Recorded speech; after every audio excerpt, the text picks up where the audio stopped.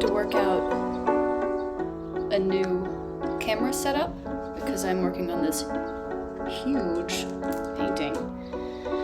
And so now, along with all the cords that I'm dealing with, I have this really high-tech setup right now that involves taping several cameras to a chair. So we may experience technical difficulties.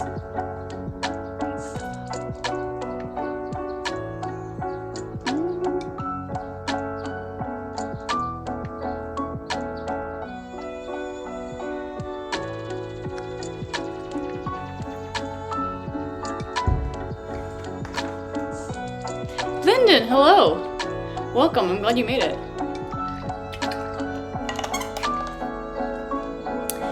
Yes, you can always count on me to be late. Happy to help. Okay, I'm gonna give it a little bit more time before I really get started, partially because I'm still setting things up.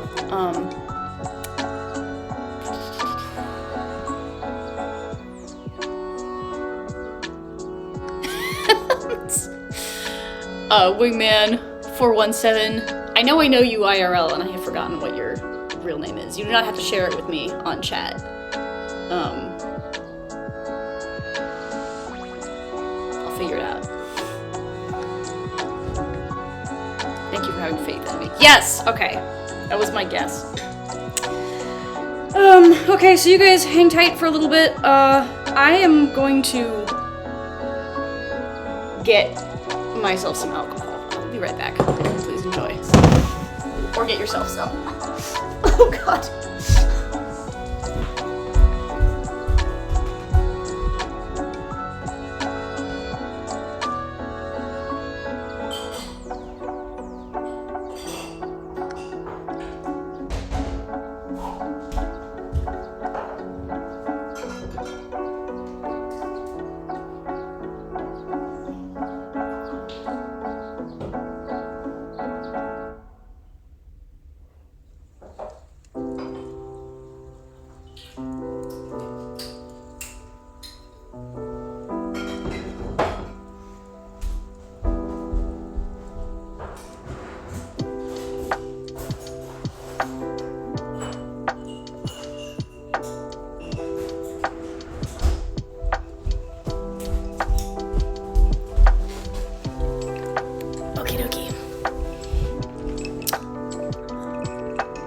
So I don't have the full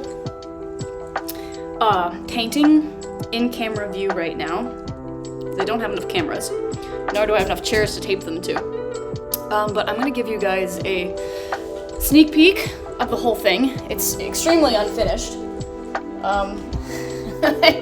Hang tight while I figure out how to do this without breaking anything.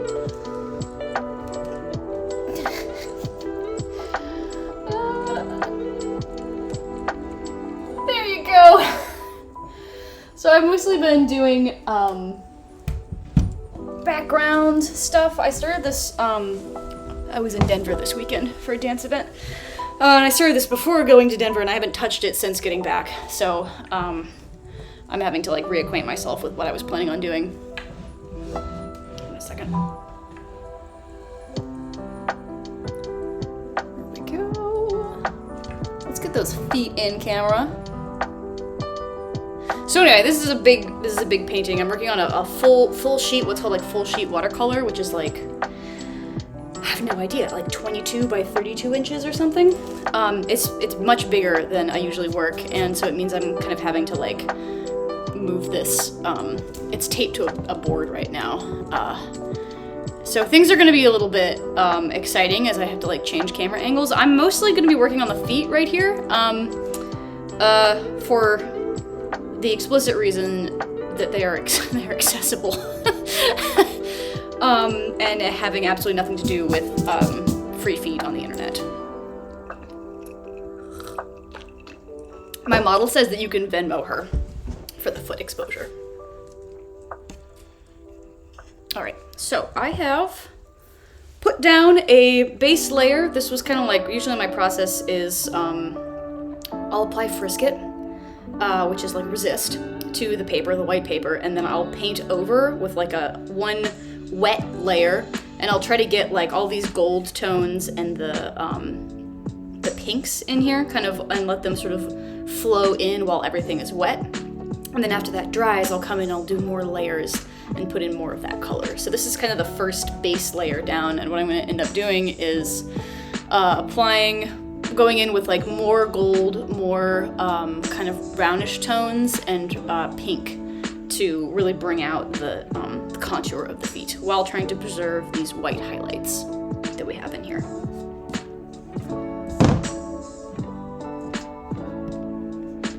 So that means I gotta zoom in on the feet in my reference photo. Lyndon, yes, it is absolutely okay to ask questions. Some people who've been on my stream for a while already know what everything is, so if you don't know what something is, please feel free to ask.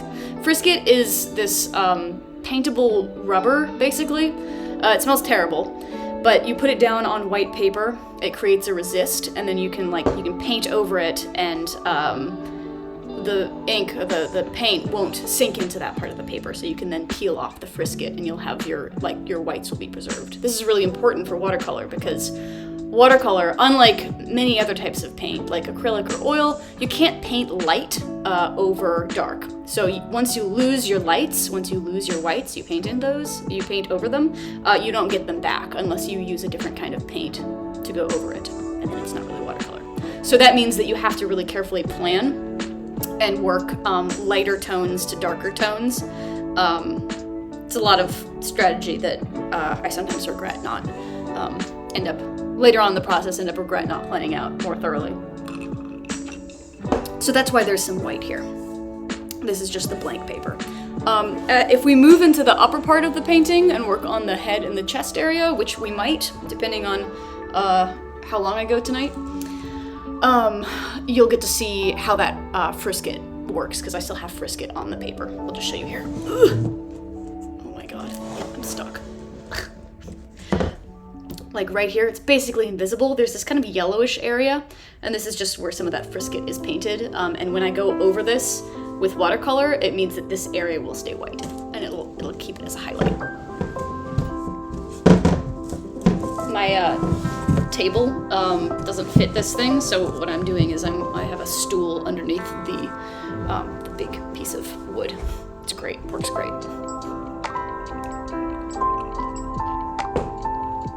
Yeah, ask questions anytime, please. I love talking about material properties and dumb stuff like that.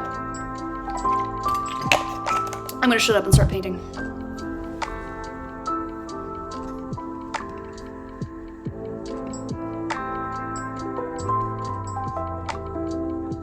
As I go, I more or less sort of try to explain what I'm doing, but your mileage may vary.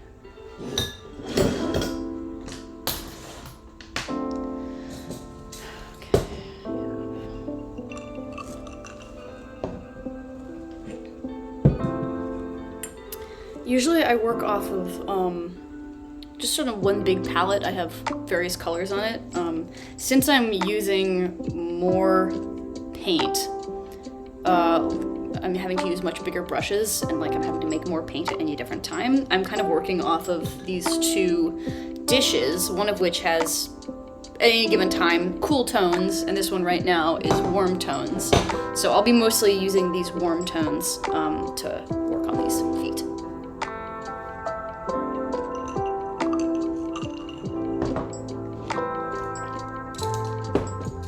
My lighting setup is completely different than it usually is, and so I don't know where anything is.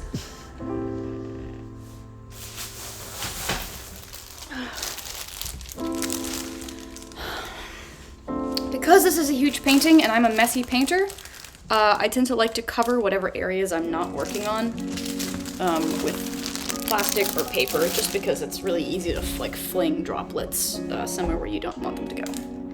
And with watercolor, you really can't paint stuff out, unless you want to go darker. Okay.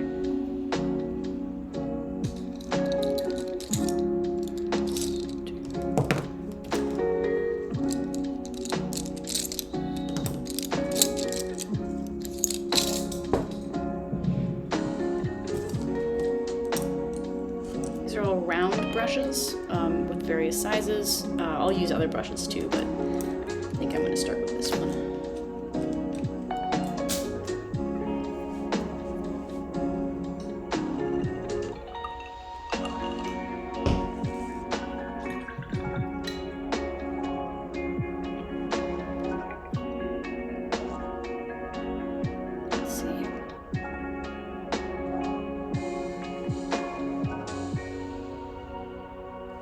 Just to make this a little bit easier, I think, can you guys see the reference photo okay, or do you want me to zoom in on the feet? I don't know if that's important to anyone else. If anyone has an opinion, put it in chat. Otherwise, I'll just leave it. Okay, let me see if I can do that.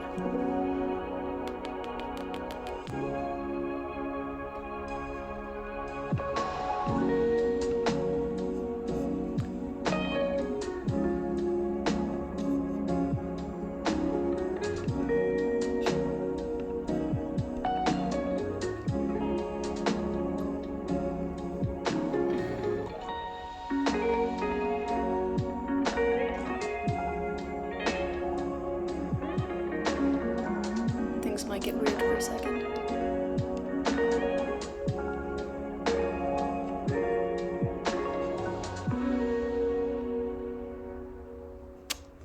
I have an idea.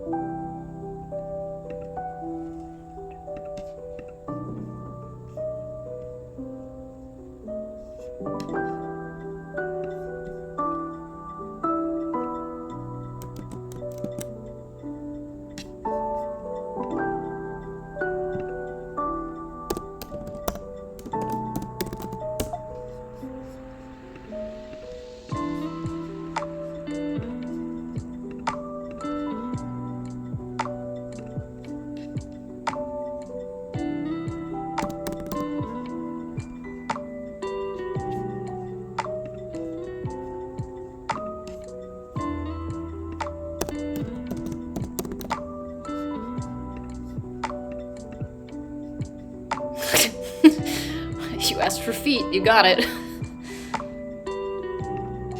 Okay, let me adjust those.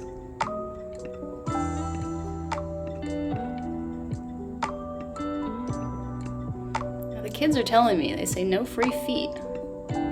Well.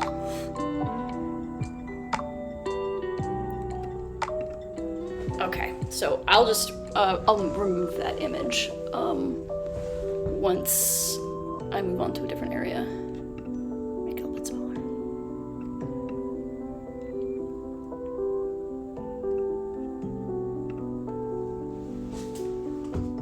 Okie dokie.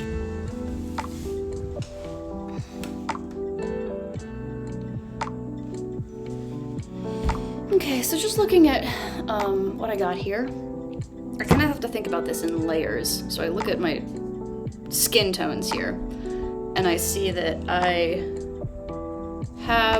don't want this to get any darker. This should stay pretty pale. This whole side of the leg needs to get much darker, but it's dark in the middle and it's kind of light on the bottom. So I need to get, but not this light, so I need to get this really warm orangey tone down here and around the toes before I put in this big streak that's gonna come right down the middle. So let's go ahead and put in an orangey layer.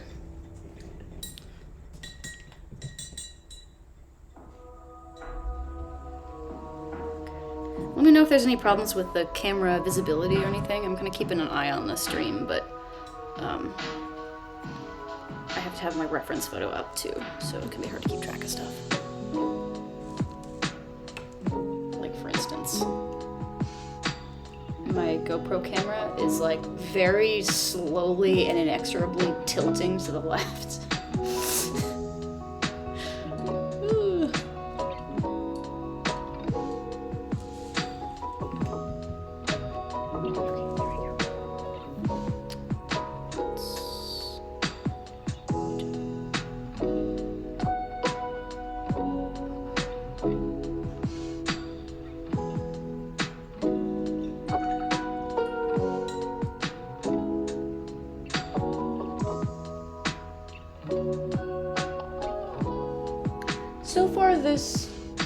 painting has been very,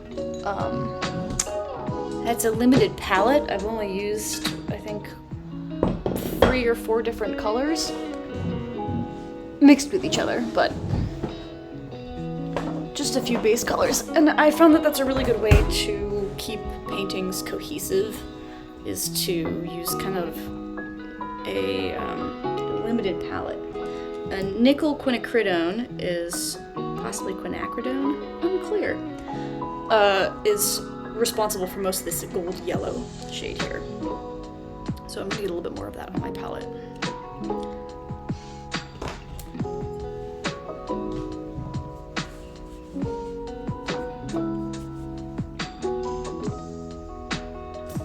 I'm also gonna mask off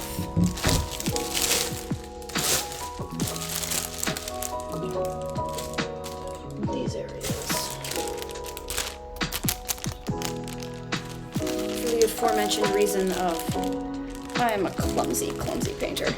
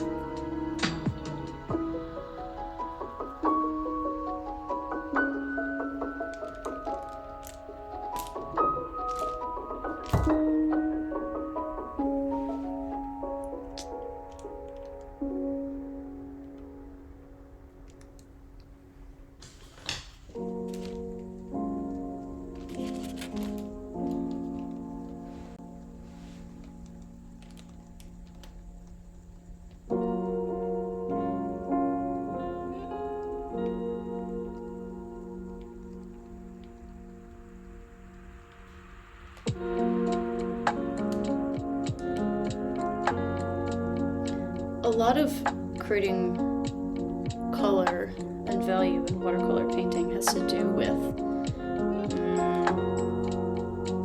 matching things by relative value. So rather than trying to create an absolute value where I'm trying to specifically match the exact color of the photograph, I'm more thinking about, to get the right shade here, what does the shade have to be in relation to the one that's next to it? Or whichever tone I have decided to be correct, for lack of a better word.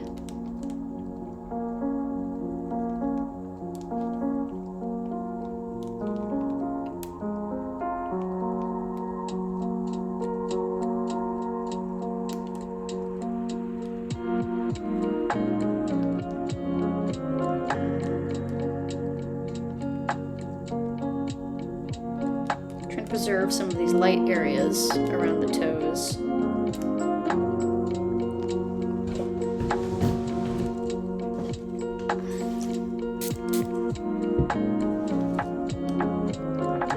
While creating what I call a wet working area, which is really a very creative name,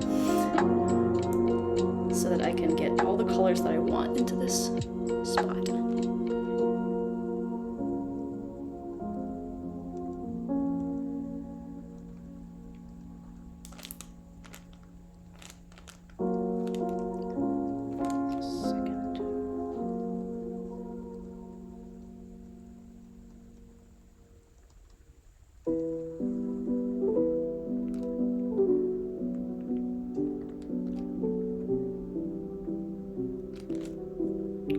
So after I create this kind of like lake of color, this wet working area, it's right now it's very flat, it's just one color.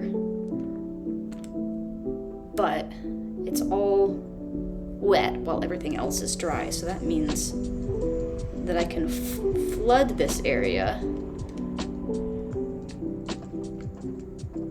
and any new pigment that I add is gonna stay inside the bounds of the wet working area. So that means I can pick up some more color. We're using a rust and some quinacridone red. And I can just bloom that in here, drop it in and let it spread out through that lake that I just created.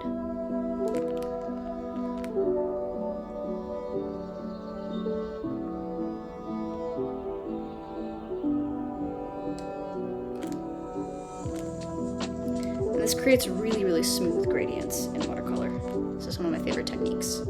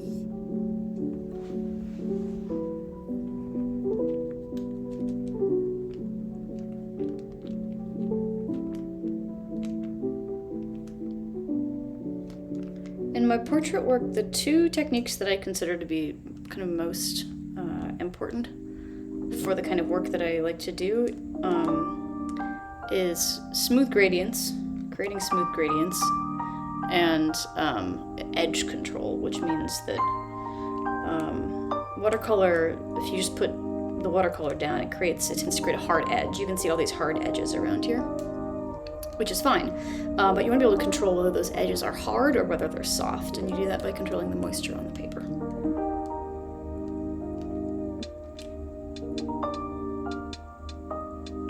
Right now I'm leaving a lot of hard edges in here, but I'll come in and I'll kind of blend those out a little bit.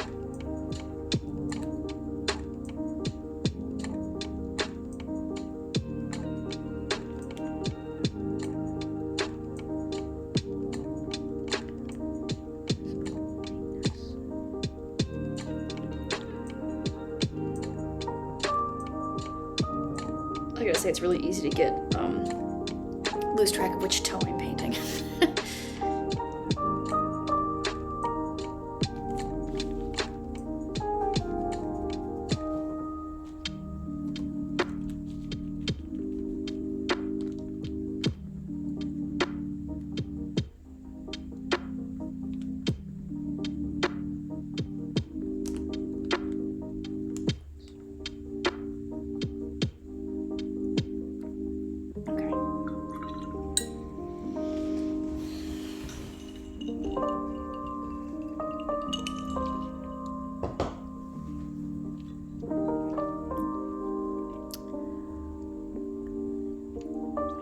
The rules of these wet working area, this theory of wet working area, if you will, is that you can work on it while it's wet up to a certain point. As soon as it starts to dry, you start getting really weird effects. You get burning,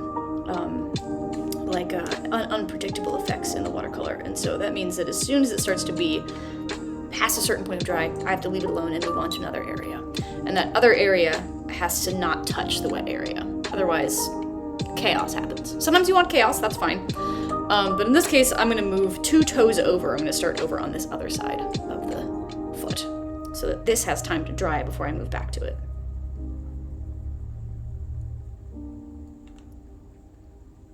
And we'll start out with a orangey gold, and then I'll sort of do what I did before, which is bloom this reddish rust color into it on the deep places.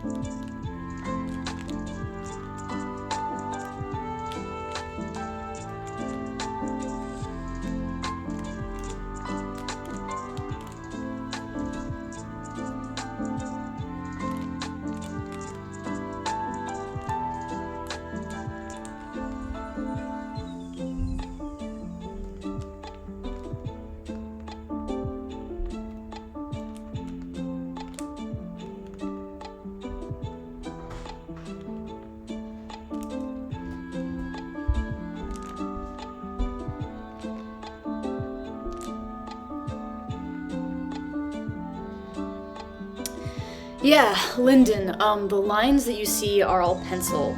Some artists are like care about their pencil lines, then they try to erase them or they try to make them really light. Personally, I love them. I think they stand out as artist marks. They're almost always like invisible, except to a very close inspection on the painting. They're quite light, and so when all that other color goes on there, they tend to kind of disappear. And my opinion is that if you get close enough to my painting to look and see the lines, that's your Easter egg. Like you earned it. I'm not gonna take that away from anyone.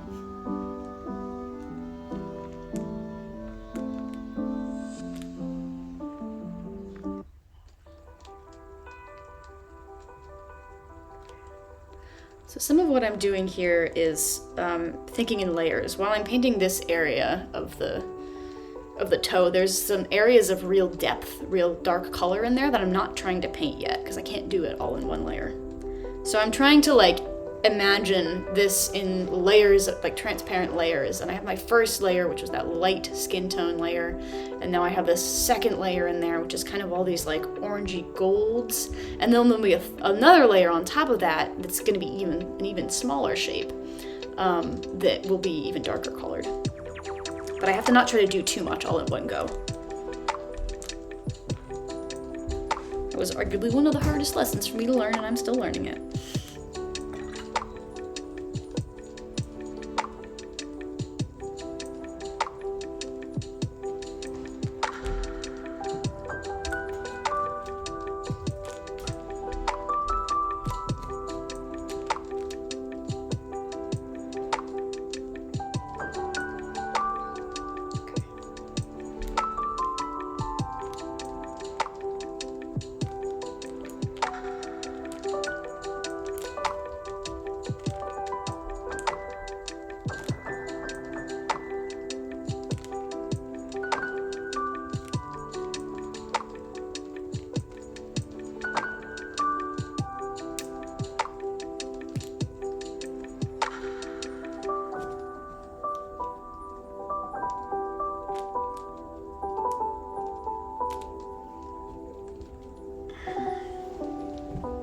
Alright, now I've worked on this toe for a bit, so I'm going to go back to this area, which is dry now.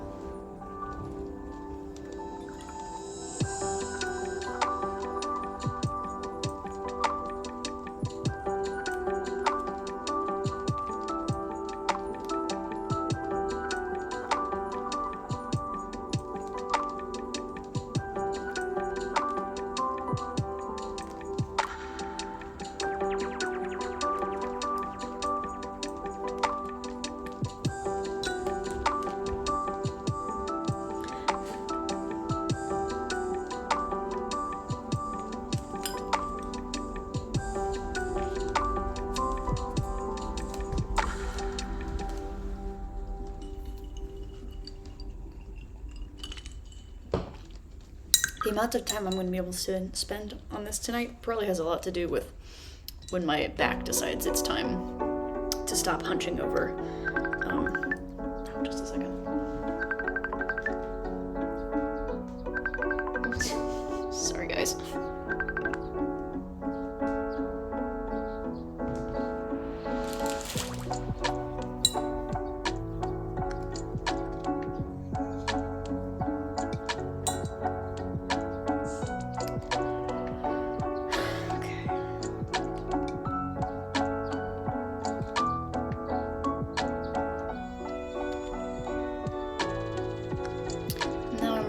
Middle toe, which I sort of put on pause because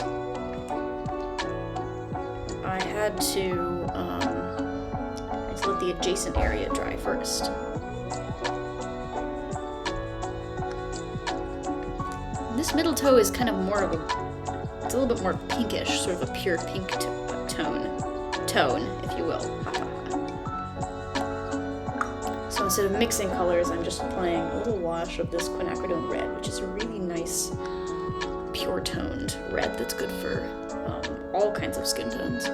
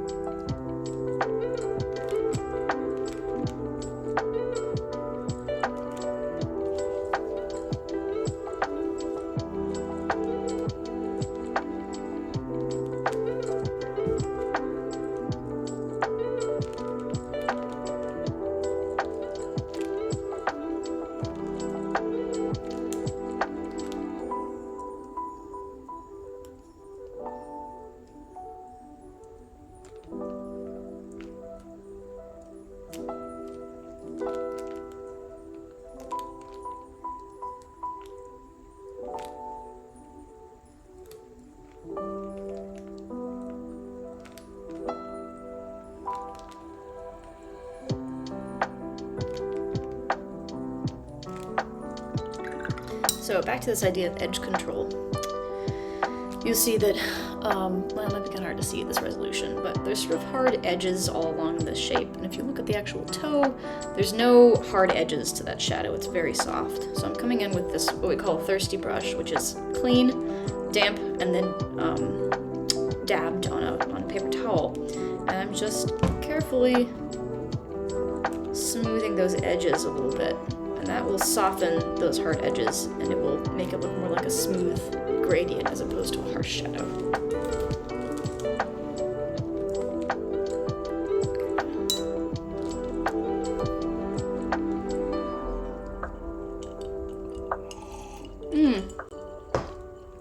Great question, Lyndon, very specific. Do you ever spatter paint and most of it goes on the plastic, but some goes on my working area?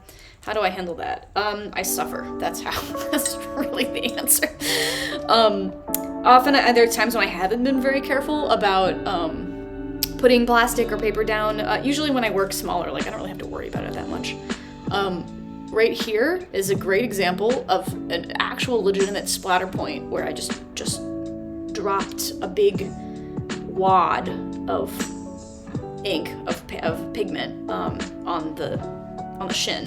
Luckily, it's not very visible. With watercolor, generally, if you dab something up fast enough, you can kind of get most of the color out. It won't ever look like white paper again, but if you get it there quick enough and it's not too dark, often you can kind of lift that color.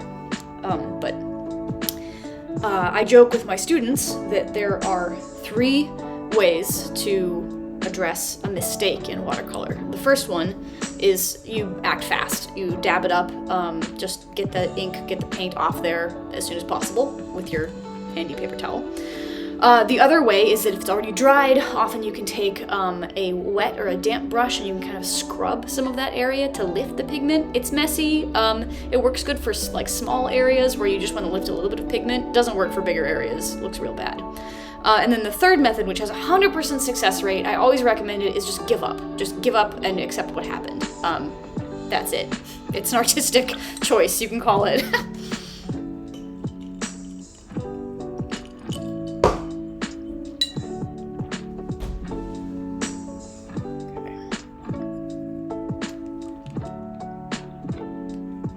I'm trying to get some of this really fine shadowing in here. There's all these foot ligaments that are they're portrayed by, they're represented by very soft shadows overall. Not a lot of hard lines. So I want to make sure that everywhere the shadows are soft, they stay soft, and I leave hard edges wherever I really want those hard edges to be, and not anywhere that I don't. Watercolor artists aren't always as specific about this kind of thing. I tend to be a very realist watercolor artist. I try to get a lot of precision in my work.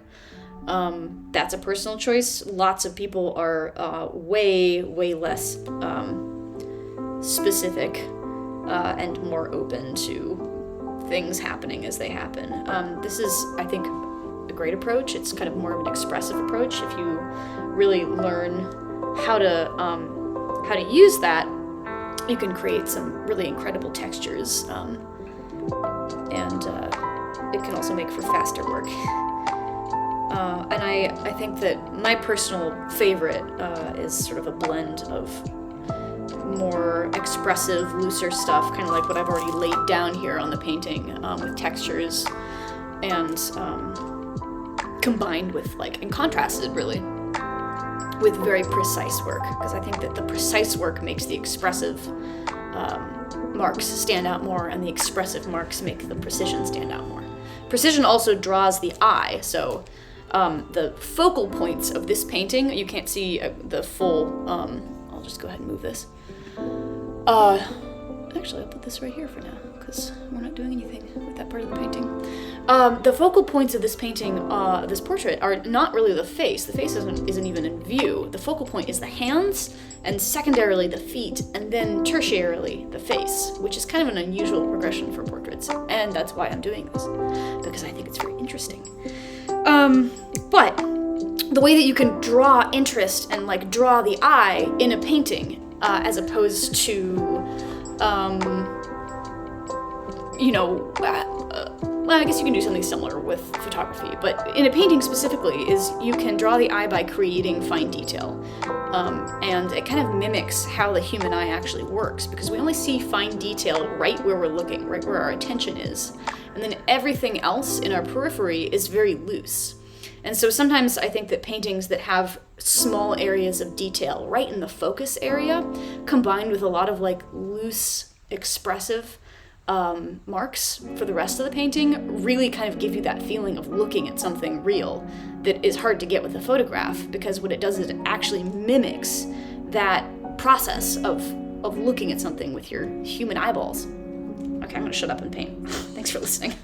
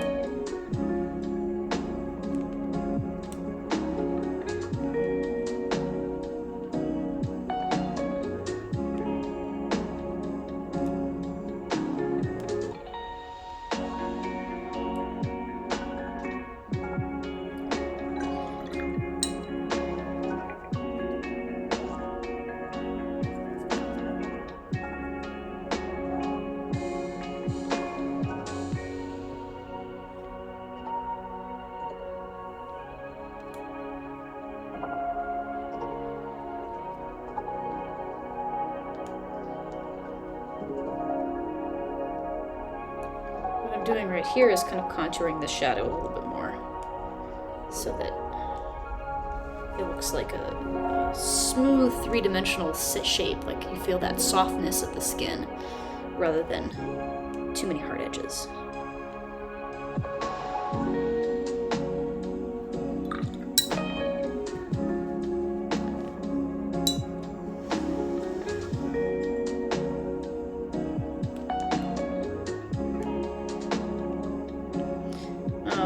If you're watching the camera that has me on it, you may notice I look at my laptop and then I cross my eyes or I squint. This is what I do. It looks stupid, but it is a really good way to abstract away some of the fine details and sort of be able to see like what the big shapes are. In the painting. So if you look at the camera and you see that I have my eyes crossed, I'm not having a stroke. Don't worry. I mean, I could be, I guess.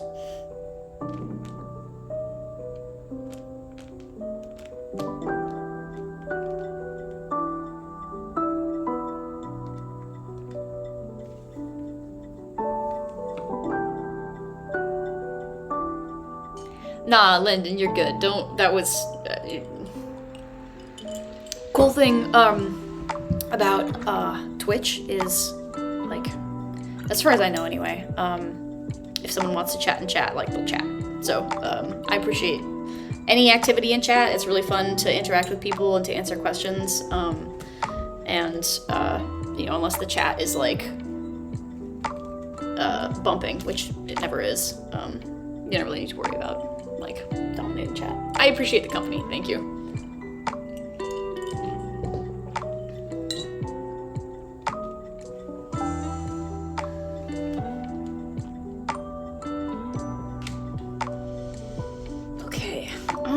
Pretty much accomplished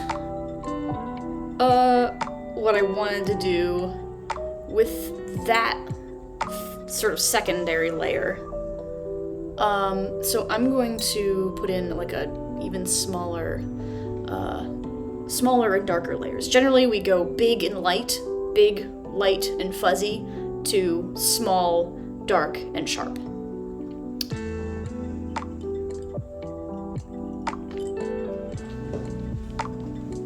Yay, see, Lyndon, you are supplying a community service. Thank you.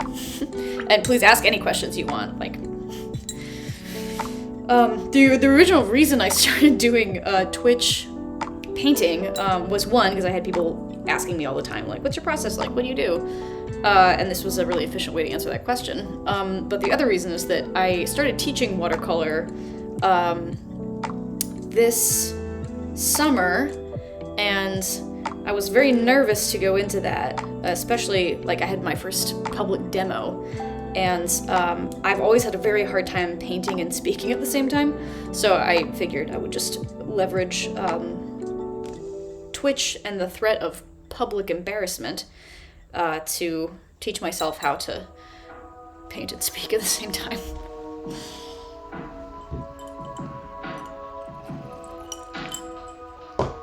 Wow, guys, it's starting to look like a foot, right? Amazing. Yeah, thank you.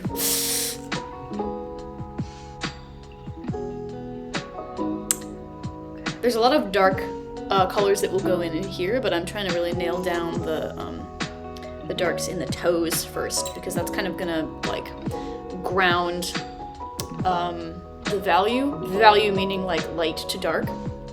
And since everything in watercolor, I think more so than other, this is true of all painting, but in some ways more so than other mediums, it's relative. It's really important to decide, like, okay, what's the darkest value I'm gonna have on this paper? And then sort of adjust everything else according to that. A great way to understand this is if you paint something in watercolor and then you add black ink to it, it's just gonna, like, it will blow all of the colors out. It will totally wash out everything that you painted, even if you thought it was like really dark and intense colors. If you suddenly add like black lines somewhere, it'll make the rest of the painting look really weird. So relativity is wild. Okay, I'm stalling a little bit because I'm waiting for this to dry.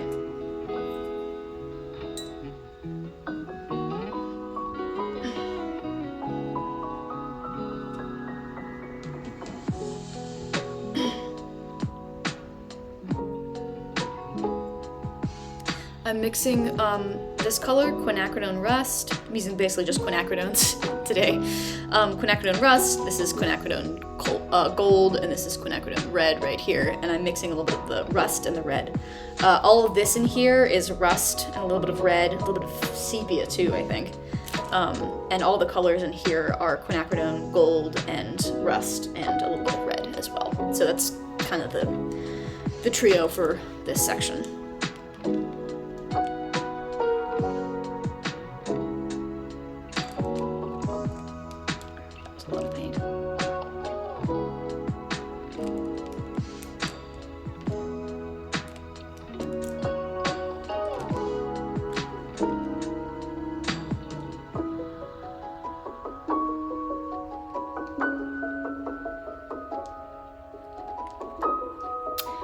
Quinacridone, good question.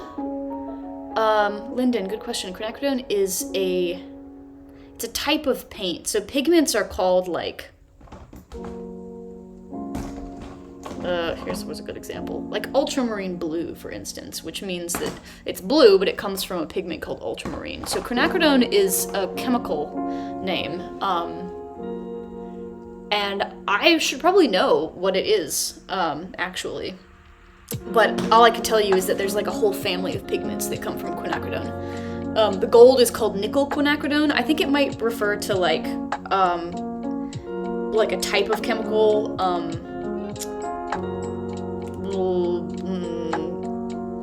What's the word? It's been so long since I've been in chemistry. Type of chemical composition or something. Like a structural name. But I'll put it on my homework will be to figure that out. Pick up just a little bit of sepia right here, because I'm gonna just dab that in right here. And that's gonna create that darkness. It's gonna just gently flow out and create a nice gradient for me. And this is the thing I love about watercolor more than other types of paint, is that if you let it and you point in the right direction, it does the work for you. You just have to figure out how to do it that way, which is really the hard part.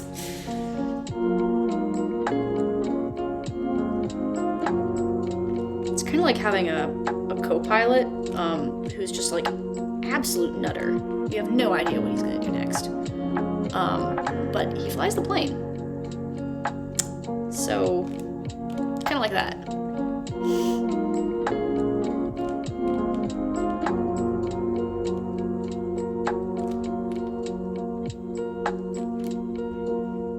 I'm going to be using this technique a whole lot, which may or may not be obvious with the resolution that you're at, but it's this idea of creating this like wet working area or creating shape, and I usually use a single color for that. And then it creates a flat shape, but gradients are way more interesting than shapes. So then I take a little bit of either a different color or more of that color, and I dab it into one end of that shape. And now what I have is a gradient instead of a shape. And gradients, let's say, shapes, generally speaking, are more interesting than lines, compositionally speaking. And shapes are more interesting than lines. Gradients are more interesting than flat shapes. So you have gradient shapes create a lot of like depth and volume and interest. And that's something you get out of painting as opposed to drawing, which is not to diss on drawing in any way.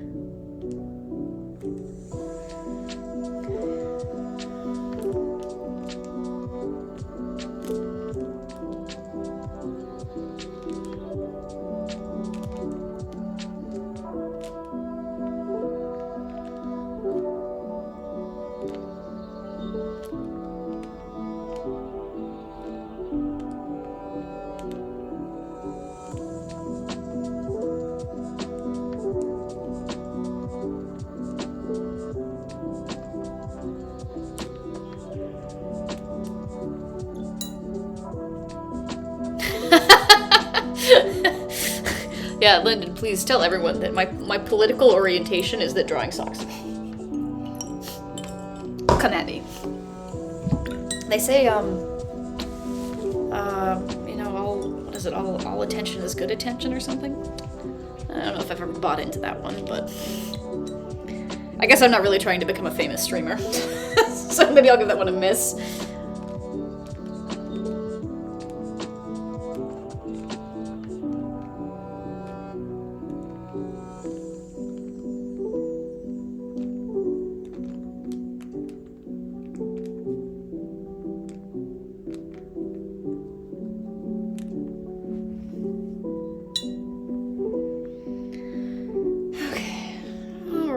On the feet today. I'm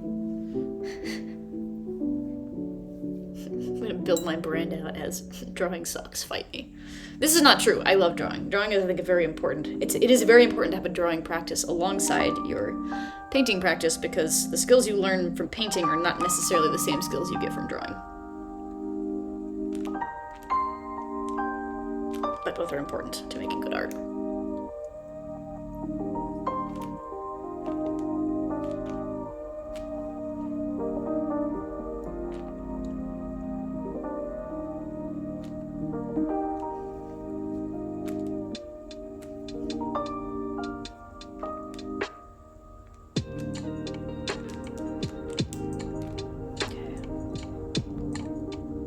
So this is drying now. We leave that alone. Except for that.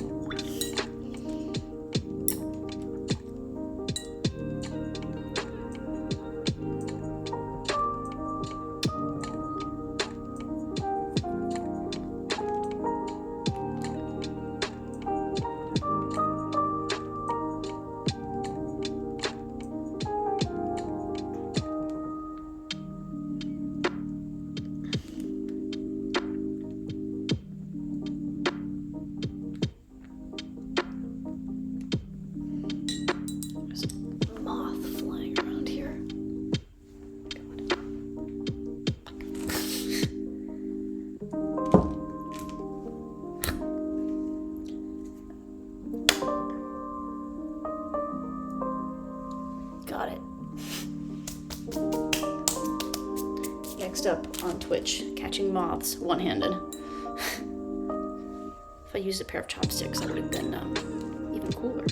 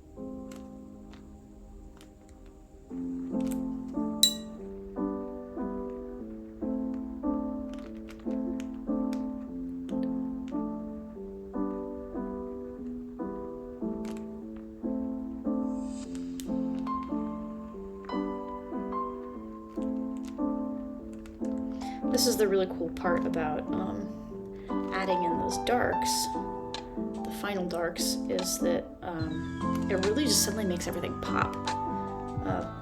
If you've been to my stream before, you know this, but if you haven't, watercolor portraits go through very, very awkward phases, generally. Especially mine, for whatever reason. Because of this process of kind of building up layer by layer, there's just some really uncomfortable phases. And there's like almost nothing as satisfying as finally resolving that awkward phase and having everything come together when you add your final darks, and if you're using something like a white ink at the end, final light highlights, to really like make everything pop and kind of reveal what was going on the whole time. That's kind of why I decided to demo this section of the this painting I was working on instead of starting a new one from scratch, which is what I have traditionally done, is because you kind of get to skip a lot of that initial phase, and working small and concentrated, you can kind of see more easily how things develop all the way from sort of start to finish, instead of waiting 4 hours for me to finish, like not even get to the end of a full portrait, like a face portrait. Okay, there's some questions in the chat. Okay, I'm glad you like the zoomed in foot, Lyndon. So for white ink can be a little contentious with people who are like pure traditionalists. They say anything that's not watercolor, like if you have any other media on the paper, it's not really a watercolor painting. I don't think they're wrong, but also it is extremely hard not to make mistakes. Generally, if I want white in the painting, I put a frisket in, and then I peel that up later, and that preserves the white. However, that doesn't always work. Sometimes stuff happens. Sometimes later on you decide that you needed something different, or you forgot to frisket an area, or you just, something happened. Or sometimes it's just like there's just a dot of white you need. It's like a highlight in the eye or something. So I use a white ink called this one, Dr. P.H. Martin's Bleed Proof White. I won't say it's the best one, but it's the one I have lots of. And I'll often use that right at the end to put in like final tiny white highlights if I feel like there's anything that I missed. And that can really, like adding those final darks, can really make stuff pop.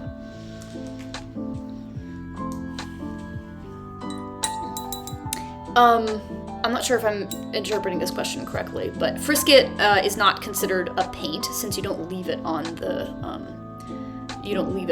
paper. It comes off. It's just a masking tool. So as far as I know, purists don't hate frisket. There's people who hate frisket for other reasons, like it's a pain in the ass to work with, and that's perfectly legitimate. I've always found it worth it though. Yeah, I mean, there's people who will tell you that everything is cheating, I think. They'll be like, oh, if you don't paint from life, if you paint from reference photos, it's cheating, or something like that. If you don't use a camera obscura, it's cheating. And that's just a matter of opinion. I think that artists should use the tools that are available to them, as long as those tools are not just AI generating it.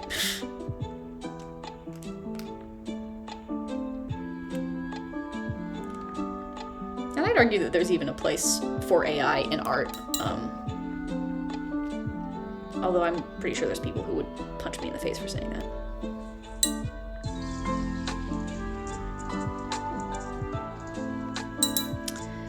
I've been primarily using sepia for my darks. However, I like to have some contrast. Right now I'm working with just warm colors. And so I'm gonna add a little bit of Payne's Gray, which is my favorite color. It's not a gray, it's a very dark blue, kind of blue-gray shade. But it's a cool dark. And I'm gonna just put in a little bit of that, and it won't stand out. But when you're working with primarily warm colors, adding just a little pop of a cool color, especially in the dark, can really help to make things kind of shimmer. Maybe that's not the technical word, but it adds a little je ne sais quoi.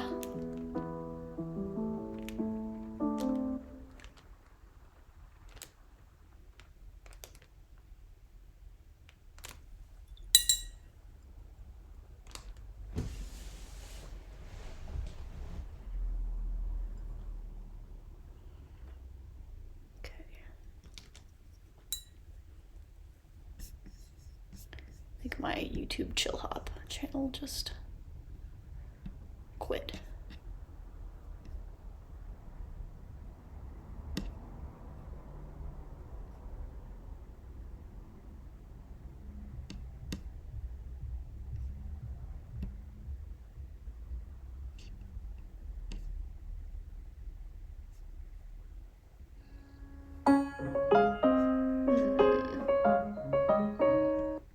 No.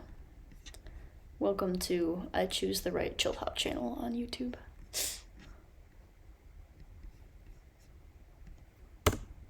YouTube has finally started sending a warning for using ad blockers, which it's dismissible, so that's good, I guess. But I fear this is the end of an era.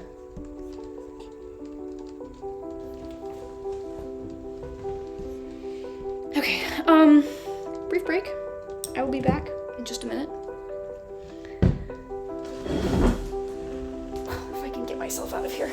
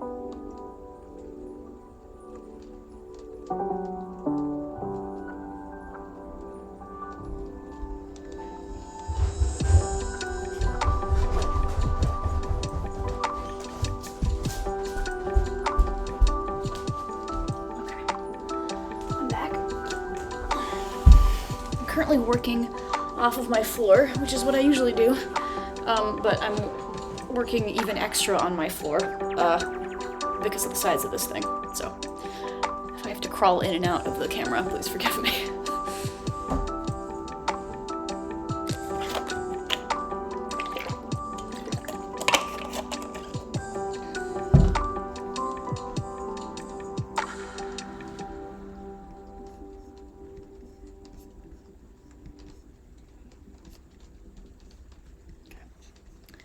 And just a general note about chat, like, you guys are welcome to talk about anything in chat. You can talk to each other, you can tell me about your day, or like what you're working on, or like share links to your own art or whatever. I totally encourage any community discussion. Or ask questions, or whatever. Doesn't even have to be painting related. Or just lurk, God. Lurking is like maybe the height of my favorite activities, so much respect to all those lurkers out there.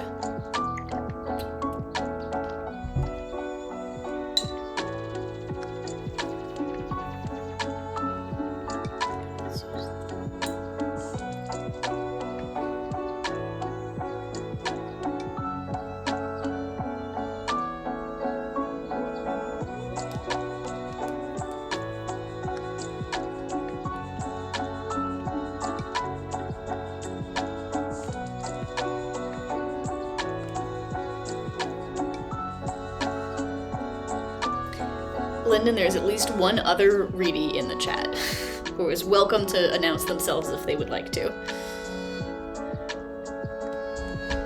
Matching credit card statements to receipts for taxes. Listen, somebody thinks that that's sexy. Believe me, there's gotta be some like OnlyFans account out there that's just like someone doing sexy taxes.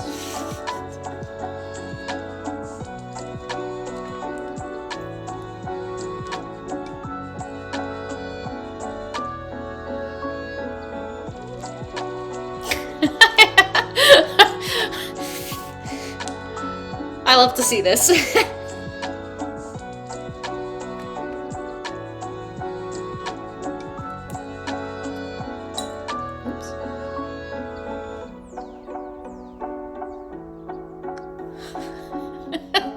Right, Athena Grey Eyes. Could they possibly be related to Reed?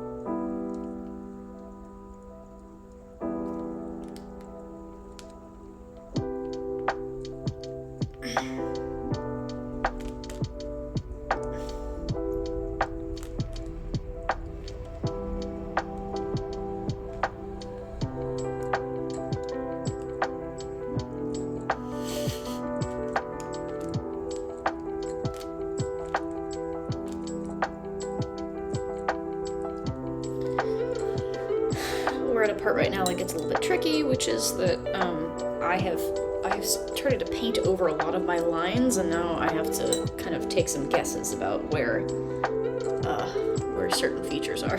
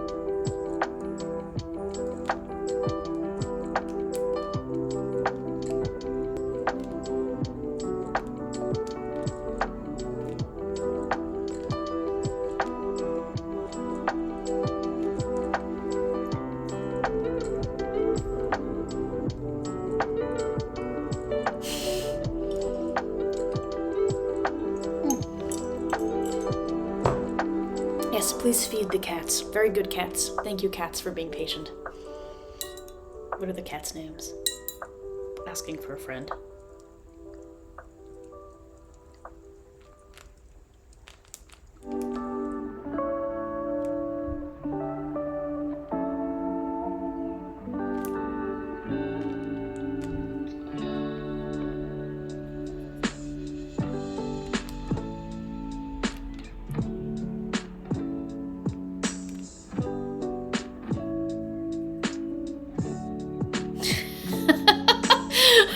Honestly, having a chat about cats, I'm good. I'm happy to hear that. I encourage all cat-related chatting. Anyone else you want to talk about their cats?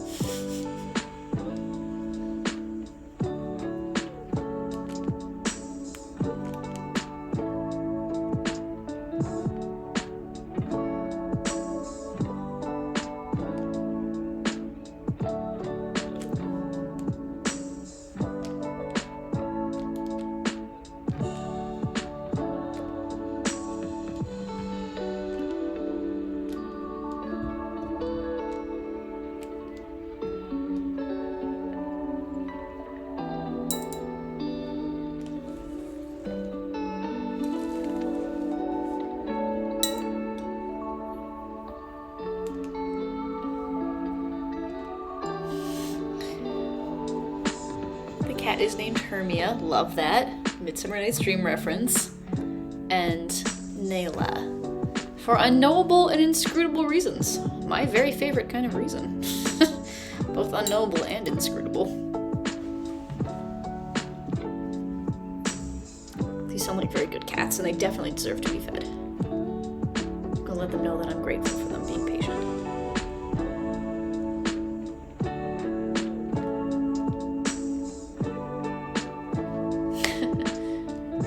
I forgot why her name... that sounds really sus, honestly. I bet that cat had something to do with it.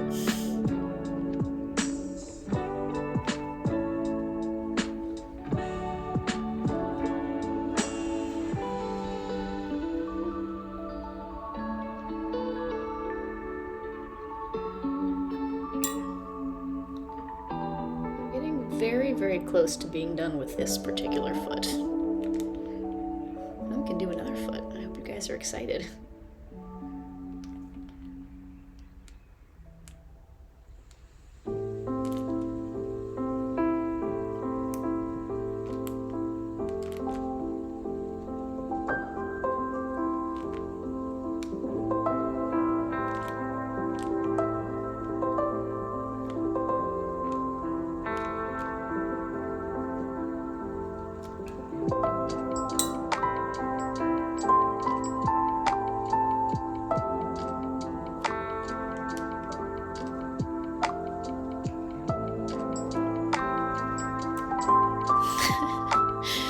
Particular foot, a memoir. Nice. Maybe I'll title this stream after that. We call it This Particular Foot, a memoir.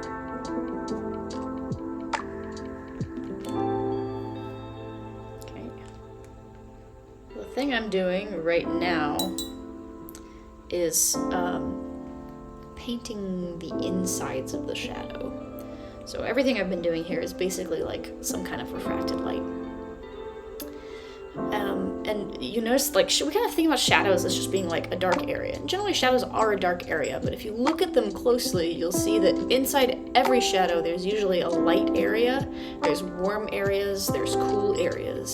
And so, like, when I paint a shadow, if you look, like, zoom way in and like the middle toe, the cleft of the middle toe, you'll see that the between the middle toe, so you have the index toe and then the middle toe, and right between those, on the index toe, like the inside of that toe is actually, there's a kind of a limbing, there's a very light edge, and then the shadow gets darker and the shadow disappears because the light is on that toe. Yeah, so we have the light inside the shadow, a sequel. We have a whole series going on here. So to paint that, I have to paint the light area first, and then I come and I basically paint this like strip of dark shadow, which is always really, really satisfying to me. And we're gonna do something really similar on this part of the foot as well when we get there.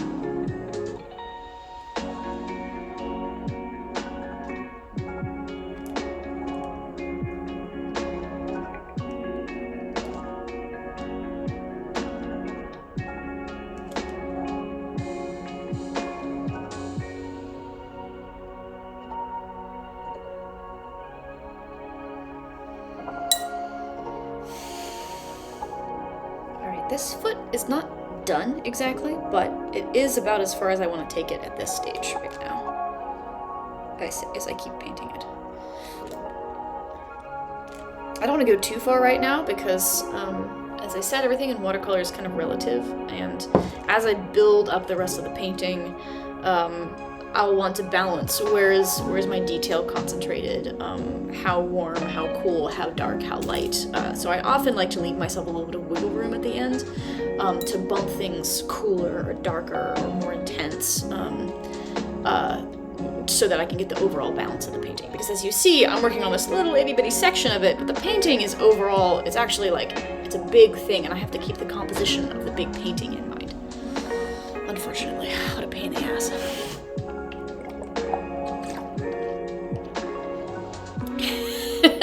Yes, you had a premonition of my explanation. So next stage. Next stage for this foot. Yes, exactly as I said. It's just it may be to leave it alone. It may be that it's done. But I want to make sure that I don't take it like too far and spend too much time on it. So next stage of what we're doing right now is feet number 2. And then what I'm hoping to get done tonight probably is to like maybe start to work in this, the side shadow here. But if I just get the toes of these 2 feet done tonight, I will be really happy with myself. And I will go to bed early and happy.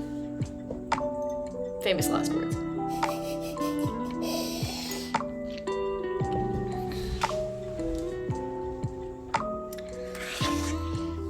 Okay.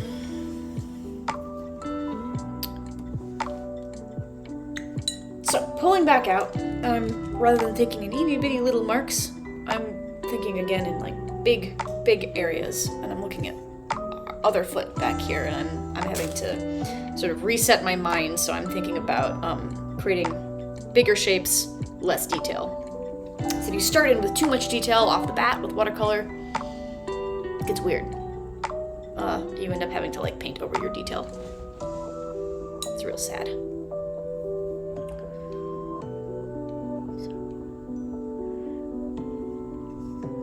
Compared to the foot I just finished, this toe is overall, this foot is lighter. There's a little bit less, it's a little bit flatter in some ways. There's less sort of subtle, nuanced shadow in it, and there's less detail. Less detail is great because I don't want to bring too much attention to this back foot. This back foot is kind of unimportant. If you look at my overall reference photo, and this reference photo has actually been, I've edited a bit. This is part of my process, is usually I'll do some digital editing on a photograph, and I will kind of, it's probably hard to see, I've changed the background, I've sort of fudged the composition in a couple places, because what I'm really interested in is this line that comes from the hands, which you can't see in this shot, that comes from the hands down into this foot. It creates this curve, a linear line. Compositionally speaking, it creates movement. And if I put too much detail in here and I distract from that movement, then it messes up that flow. So often when I'm composing a painting, I'm thinking about what's the flow of the shapes, and how do I preserve that? Because my instinct, my process, the way I've done it for so long, has been just put in detail everywhere because it's fun. I like rendering things. But I've been pushing myself to really think more about being selective with detail and not overdoing it. So you guys can watch while I overdo detail on the secondary foot now that I have explained my process. I'm so glad I'm so glad you guys have reconnected on this, my Twitch stream, and really happy to be your one exposure to Twitch.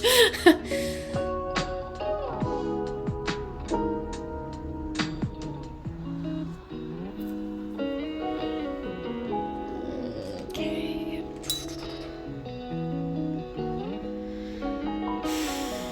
Let's get some pink in here. I started with gold on the other one, but I'm kind of seeing a little bit more predominant pink in the back foot. I already got some of that pink blush in here with that first wash that I do over the frisket, which has been peeled off here. I try to get like kind of the general shapes, the blushes. I try to get like, where there's more warmth and where there's more gold. But because it's done all like wet on wet, it's very imprecise. So I'm now just trying to continue a theme.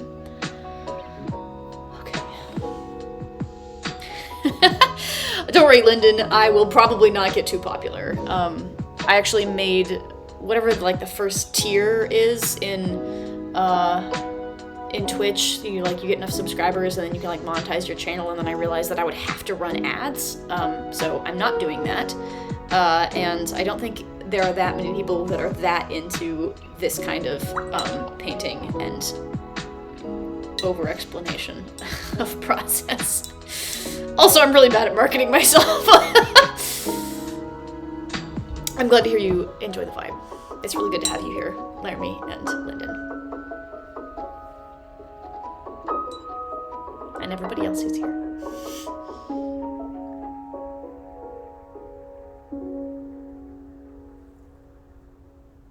All right.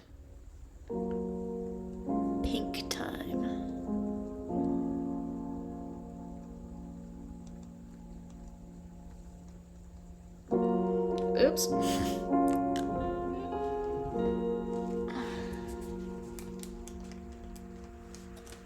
So that's a good example of a little splotch that can pretty easily be cleaned up right away. This shape is really fun. I like this toe a lot because if you look at this shadow, it is gold at the top and in the middle, and then gets much pinker at the bottom. And whenever there's an obvious gradient like that, I really like to lean into it. So I'm just bumping in a little bit of red down here. And this quinacridone red on its own is like, it's a pretty bright, it's not like red, it's almost a pinkish red, which is part of what makes it so good for various skin tones. Don't go there. Rude.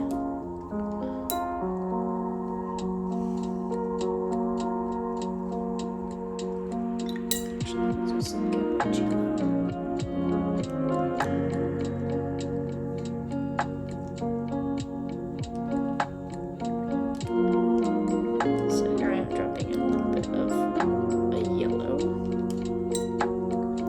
Get. It's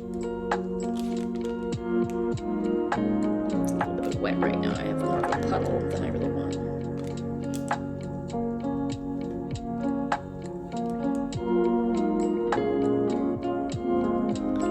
It's this nice like yellow-red gradient, and then especially once I get those dark shadows in there and that little secondary shadow on top, it's gonna pop. It's gonna be great, probably.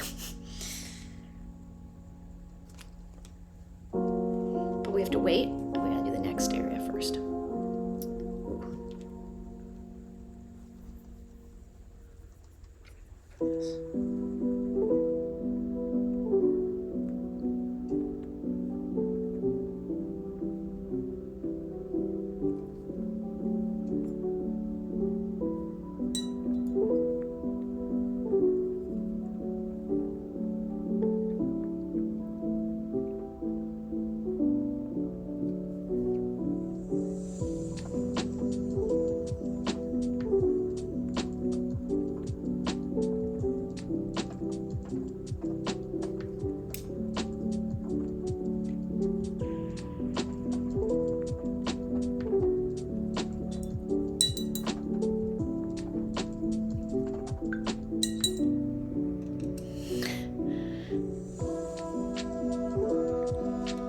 Yeah, Laramie, literally what you say, Laramie says it's like what I also wish would happen at in-person gatherings, an activity to centralize so pure socializing doesn't get stressful. This is why I go to dances. This is why I do social dancing. It's because like, everyone's doing something. You can go do just that thing. You don't have to have long, in-depth conversations. You don't have to, I don't know, play pool or whatever. But it doesn't mean you have to dance, so.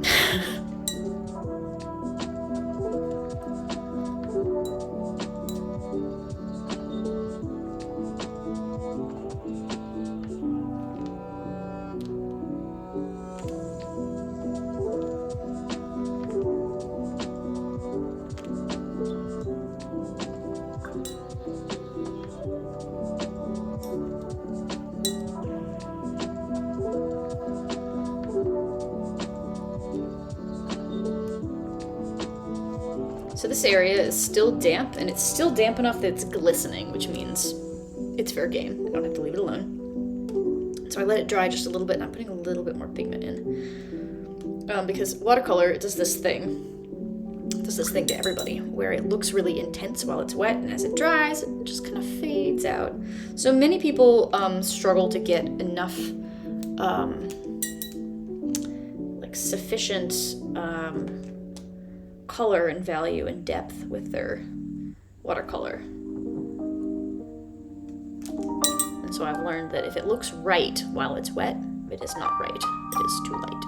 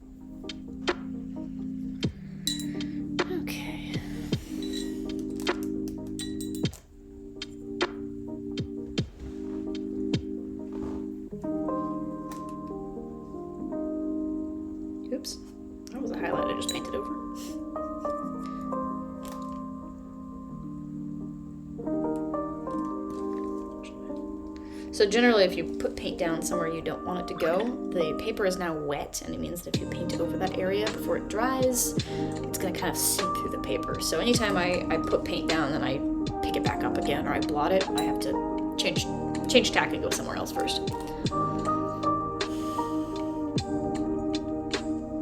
Where's that gonna be though?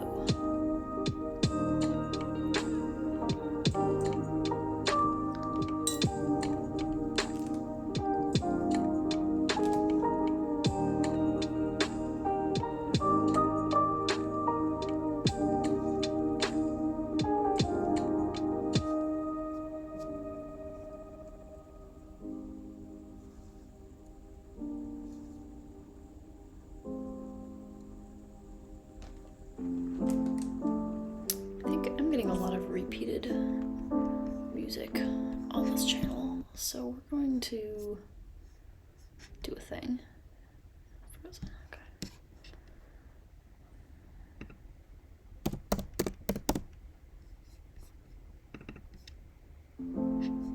Okay. Just kidding.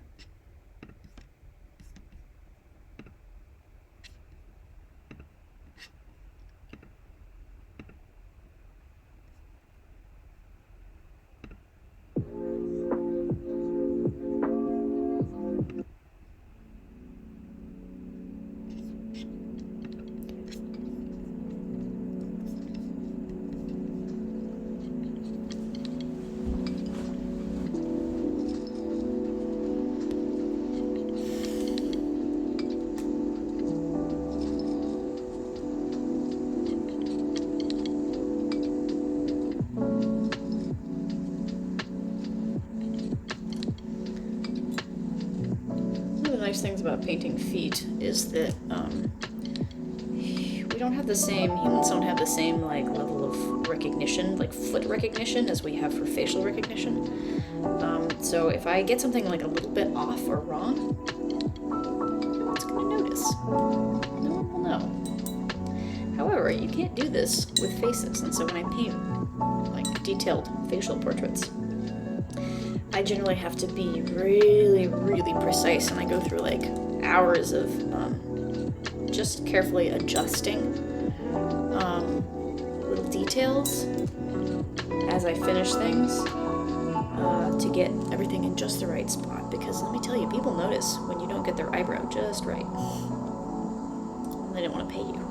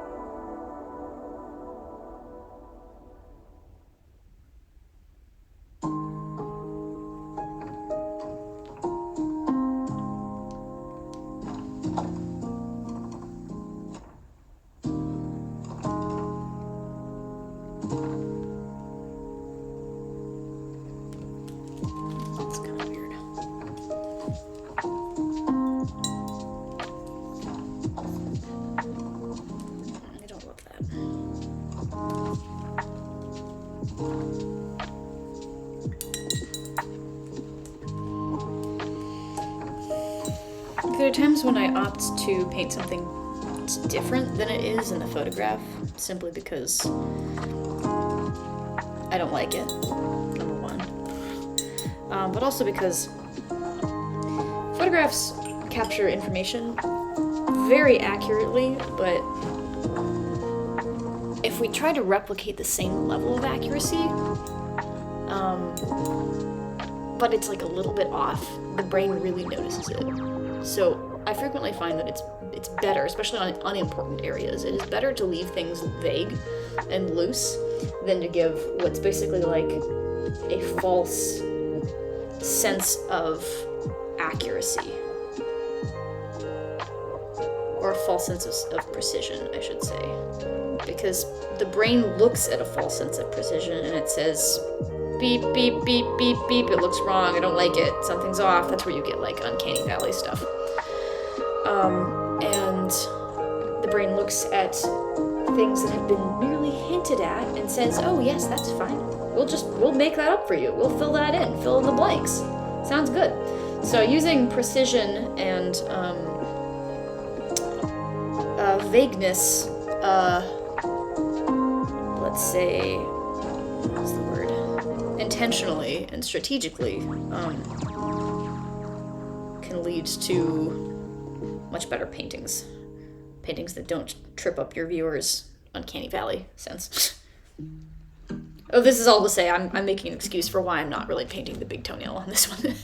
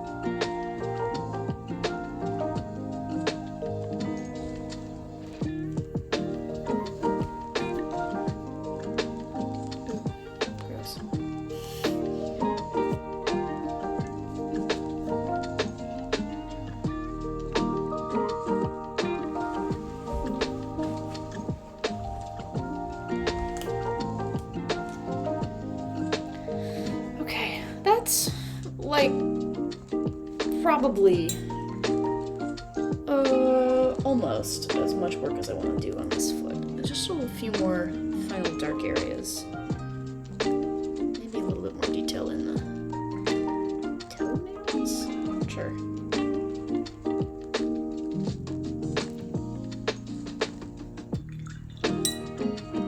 Ooh, actually, I said I was going to do this.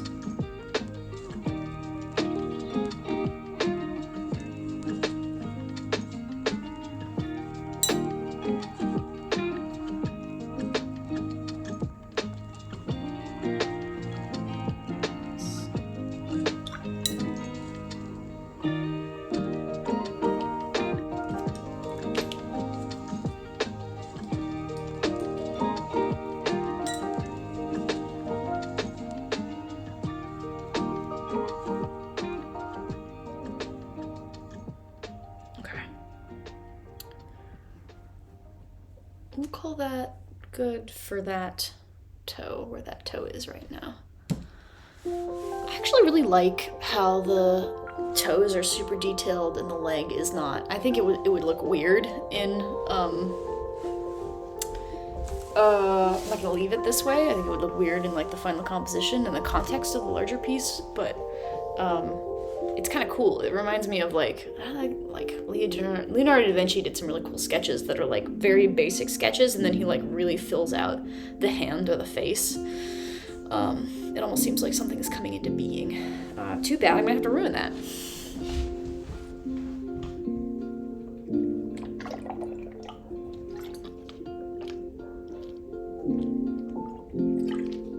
So I'm going to change the camera position, I think. Maybe zoom out a little bit so that I can work on a slightly different area of this. London, great question. My commission rates. They're posted on my website. I'm currently closed for commissions because I'm trying to focus on creating a cohesive body of work right now. I'm applying to shows and doing in-advised things like that. It depends on the size and it depends on the subject. So like the cheapest thing, like pet portraits, it's like $175 for like a 9x12 pet portrait. I charge a bit more for people portraits just because they're a lot harder to do. And build your brand. Yes, exactly. I'm building my brand. And the sizes go from 9x12 or like smaller if you want to suggest something. I'm flexible with new ideas, all the way up to like 16x20. And I've started doing full sheet ones now, but I haven't set up a price for those because I'm not taking commissions right now.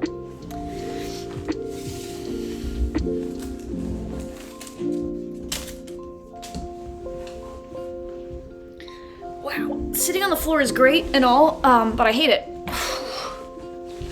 Usually I have a little like seat cushion thing that I sit on. Let me move this a little bit. Just like that. But to get my get everything to the right level, I might raise this up a little bit. It's not very ergonomic. I've had to change my seating situation a little bit.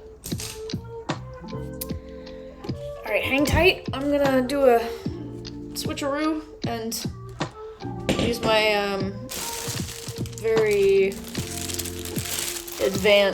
technologically advanced camera taped to a chair contraption to change the view of this.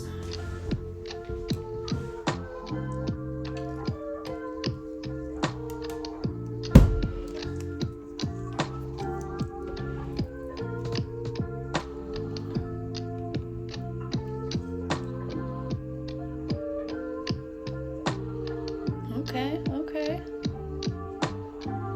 That works. So I'm going to... Thank you, Lyndon, for being my unpaid shill. Yeah, I anticipate opening commissions again maybe in the spring, but this is a great question. I have on my website, if you go to the commissions tab, you can put your email in, and I'll send out like an alert email when I open commissions up again. So just if anyone here of these 4 people who are watching this stream, probably all of whom know me personally, wants to get on that list and is interested in being alerted when I am open again for commissions, you can just toss your email in there. Ultimately, it kind of depends what happens. I'm trying to sort of decide what I want to do as an artist, and how I want to do that. So some of that is like, and also deciding like how do I want to make a living. Making it off of commissions is kind of difficult. Really, the much better option is just to become very good and then submit work to shows and then win things at shows and then get lots of money from doing that. So aim for the stars. So I'm trying to kind of build more of a presence as an artist, and I might also be looking for artist residencies, which is not a thing that is generally pays, but it is a really good way to escape and go somewhere else and paint a lot and meet new people and network and stuff like that. Yes, my website. Thank you. My website is just www.tessmyers.com, and it's linked on my Twitch page. Nice. Thanks, Laramie. Laramie will be my paid shill because I'm her Portland host permanently. Laramie, you can stay here anytime if you'll just be my shill. Just kidding, you don't even have to be my shill, you just have to bring me weird pieces of fish when you come visit. Yes, our artist residencies are super cool. Really good way to be doing something else or living somewhere else. I'd love to get an international artist residency. It'd be a really cool way to live somewhere else for a while. Often they're like, they have like open studio or teaching positions where like mostly you get to do your own thing and focus on your art. But you know, you have like open studio time where people come to watch you work, or you do like, you know, weekly workshops or something. And that kind of thing would be really cool. Okay. We'll pay rent in shillings. Very good, Laramie. Love that. Just for that, you have to stay in the basement.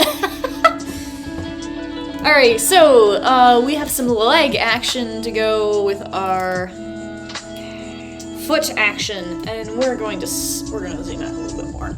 Oh god.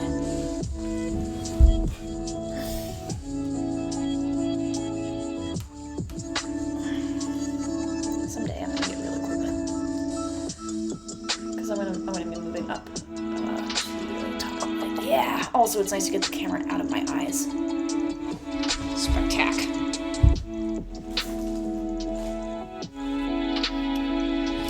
One of the downsides of wait, what happened? Oh no. Sometimes my GoPro gets confused about what orientation it is, and it changes from landscape to vertical, so hold up a sec.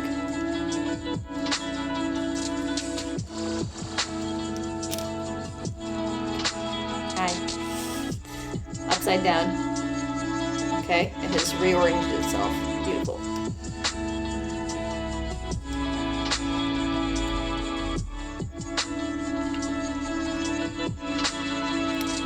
Oh! Yes, an artist residency in Italy. Say more. What kind of art was this?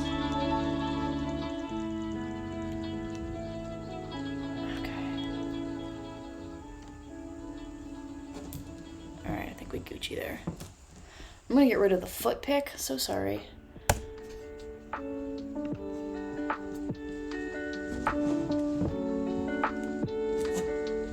Ceramics. Nice. Was it a ceramics like specific artist residency or? Yeah. Basically, I don't know that you know everything here, but I'm definitely interested in hearing about it. All right. What am I doing here? So I have a big shadow to manage here. I'm going to try to get this big shadow in here. All the way up the leg. When I paint, I generally have to work in like a continuous area, so like it would be weird if I started the shadow here and painted it all the way down to here and then later tried to paint the rest of the shadow. I'd end up with edges in a way that I didn't want edges. Oh my god. So I kind of have to do this big shadow all at once. I'm going to work with a big brush and a lot of chutzpah. And we are going to protect.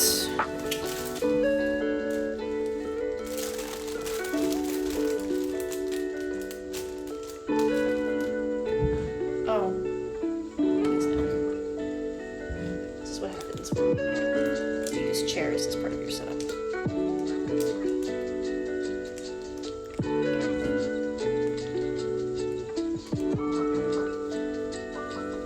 Foraging and pickling vegetables.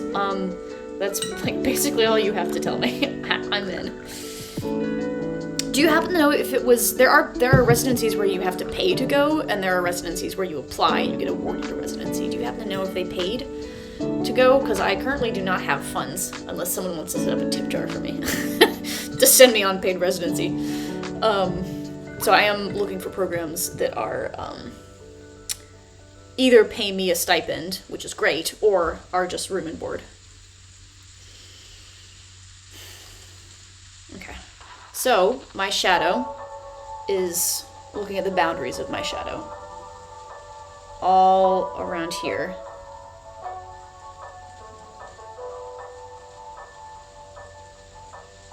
And down here.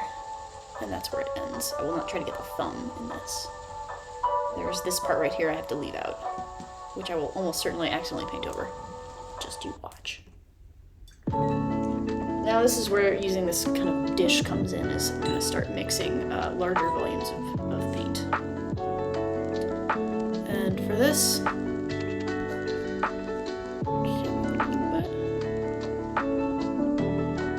going to start out with an orangey red.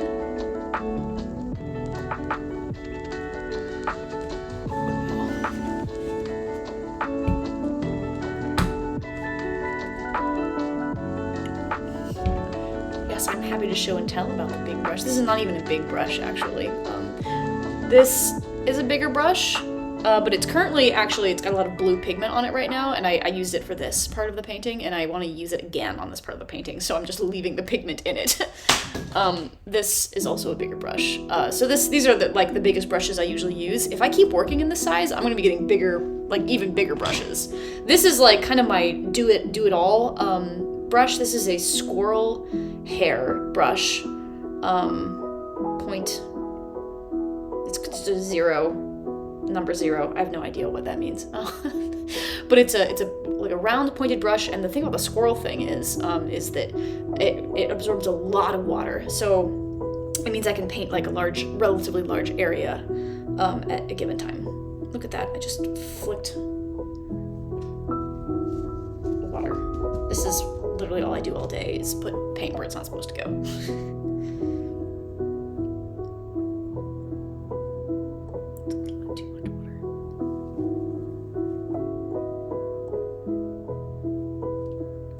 Trying to show the color mixing process for this.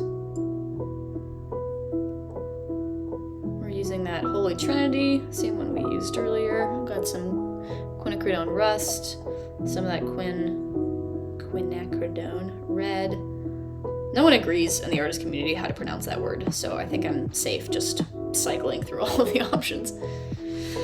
So I'm gonna use the same technique that I use like basically everywhere, which is put down a big wet working area and then tint areas of it, drop in more color in certain areas of it to create that gradient. So I'm kind of picking like the lightest color in the shadow, and I'm gonna create the wet working area. Literally just put a droplet right where I wasn't supposed to.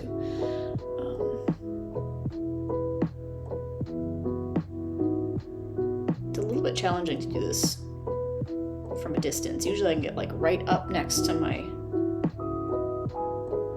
work, but I have all of this paper in between me and the area I'm working at. No, I want to paint this area too. And so more or less what I'm doing right now is just like, it's like setting the area to be painted, is defining the working area. Oh my God. No stress or anything. And I have to work relatively quickly. I was kind of being really precise and careful with everything I was doing earlier, which is fine. But in order for this to work correctly, I need to work pretty quick, because as it starts to dry, shit gets weird.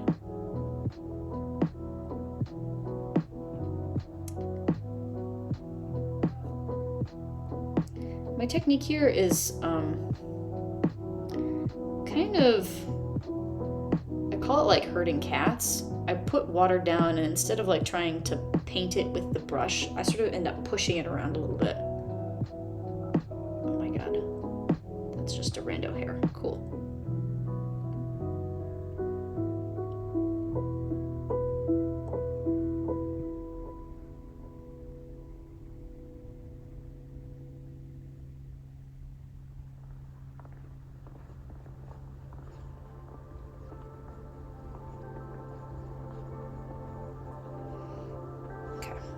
And you'll notice I left kind of like a puddle right here. That's because I'm going to extend this line down. As long as I have a wet puddle here, it's going to prevent this edge from drying. And so it means that it'll give me a little bit more time to move down on for the rest of the shape. It's called following the bead. I don't know who made that up. Okay, so I got my wet working area. Now I'm gonna try to put some pigment in. And the secret here is that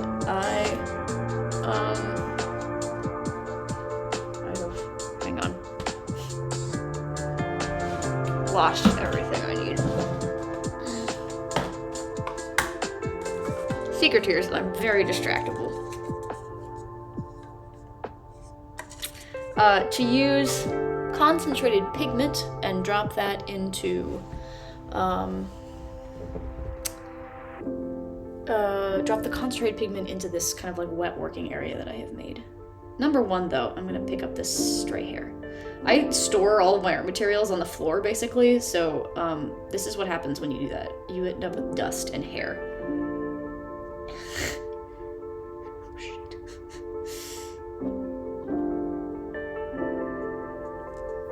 Well, that's fine.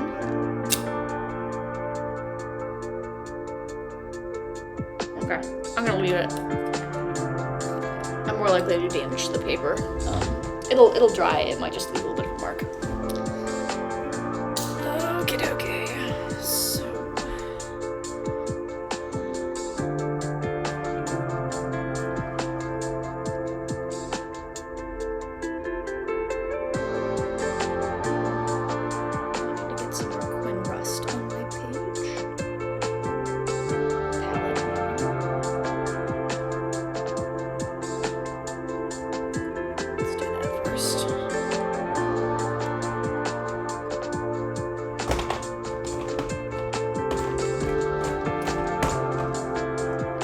If I feel like this is taking too long and I risk my paper starting to dry, I can mist it a little bit like that.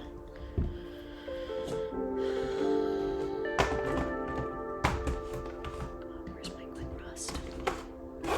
Come on, buddy.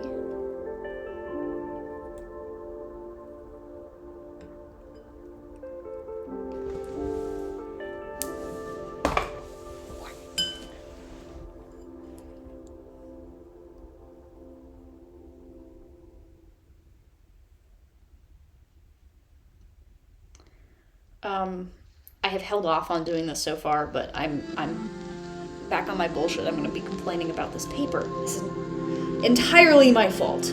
I hate this watercolor paper. I made a mistake of not testing this brand before I got like several hours of work into this. Not all watercolor paper is made the same. Several months ago I had to get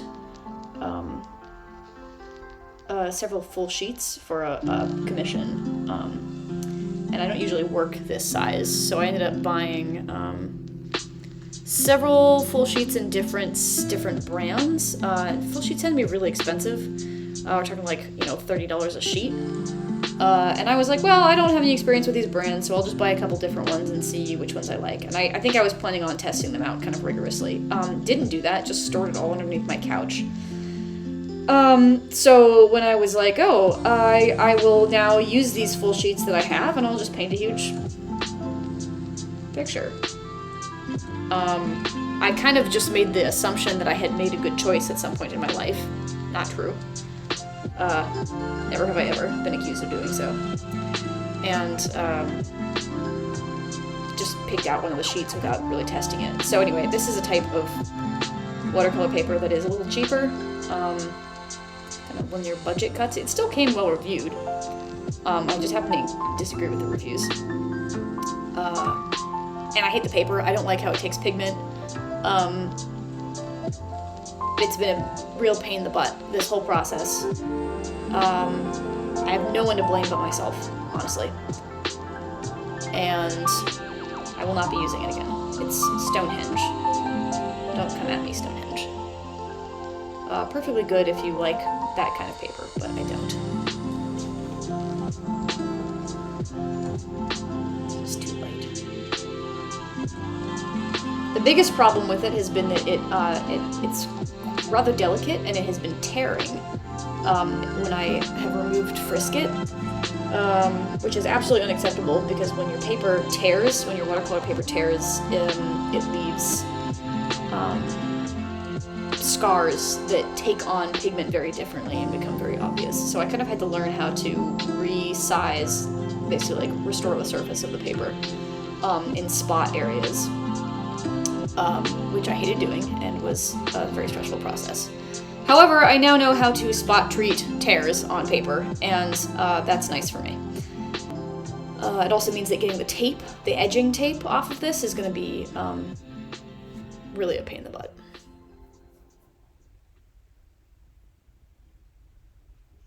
Anyway, this is all to say, test your paper, use brands you trust. I will be using the $25 sheets from now on.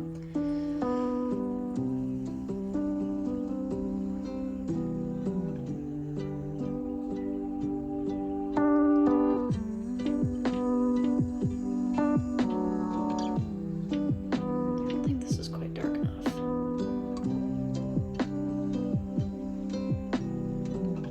One of the things that I have found really frustrating about it, one of the reasons I have all this interesting texture down here, is because it's really, really difficult on this paper to get a smooth gradient wash.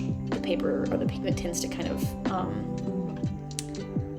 like clump in areas. It spreads weird. It does not behave like what I'm used to. I usually use like Winsor & Newton or Arches paper, which has like a really really reliable surface, and it's more expensive.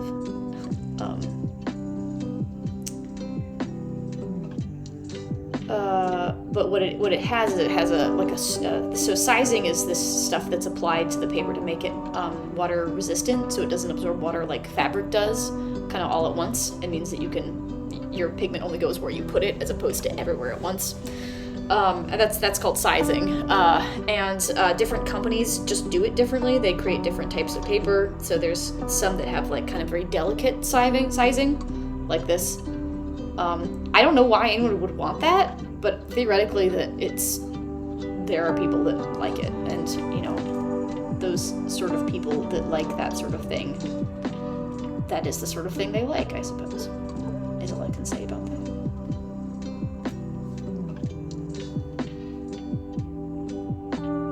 Okay, I will probably have to do a second layer to get the full depth of this shadow, but I'm going to continue it on down here first, actually, to get that depth. I'm using a second damp brush to sort of corral the cats a little bit.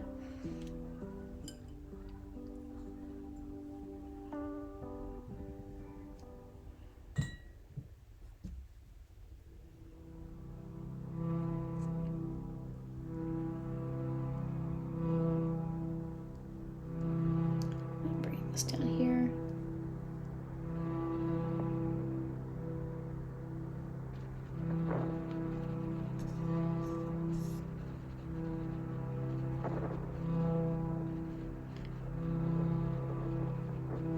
This again is gonna break out into multiple layers. So I'm thinking about just the layer that I'm working on right now.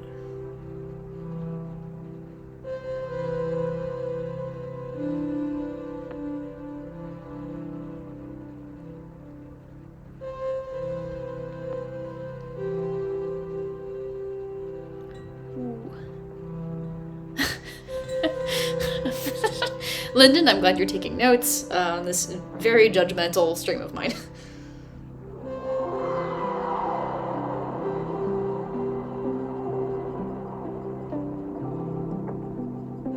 Wow, I don't know where I found this song, but I love it.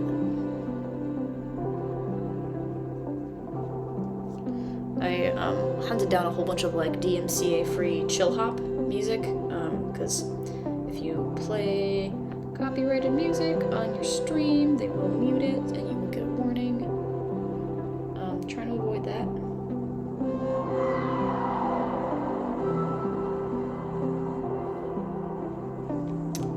I hunted down this chill hop stuff some time ago, and now I don't know where I found any of it.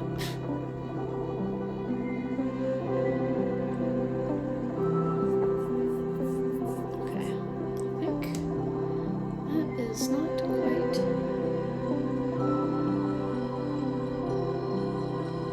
Like it's a little bit. Let's break it down.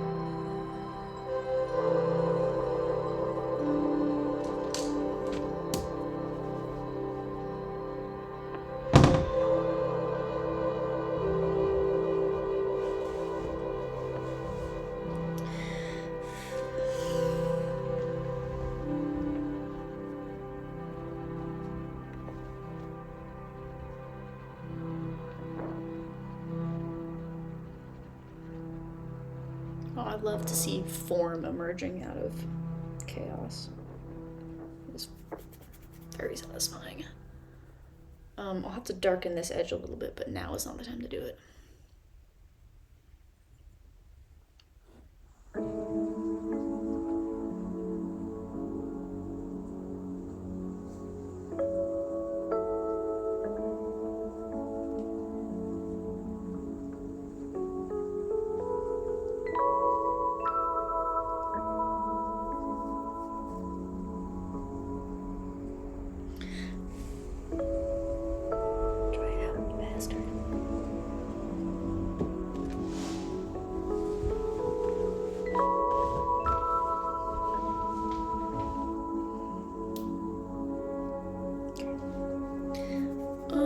That is...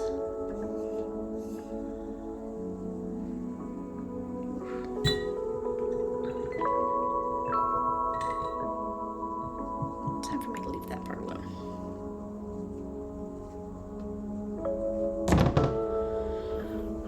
Okay. So, as you see on the reference photo, those are the things the features of this shadow I've tried to capture.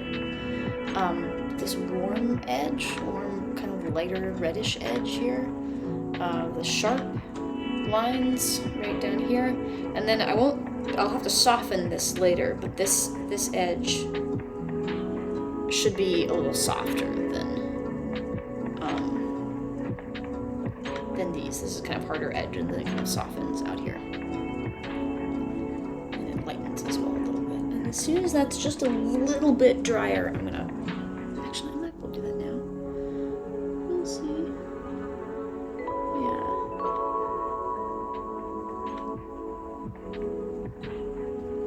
Taking this damp brush. Barely damp.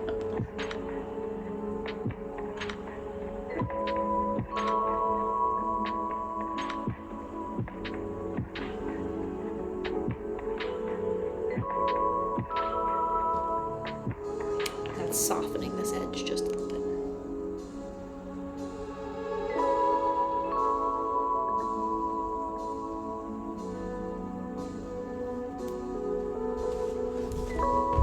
Oh, my limbs! Ah!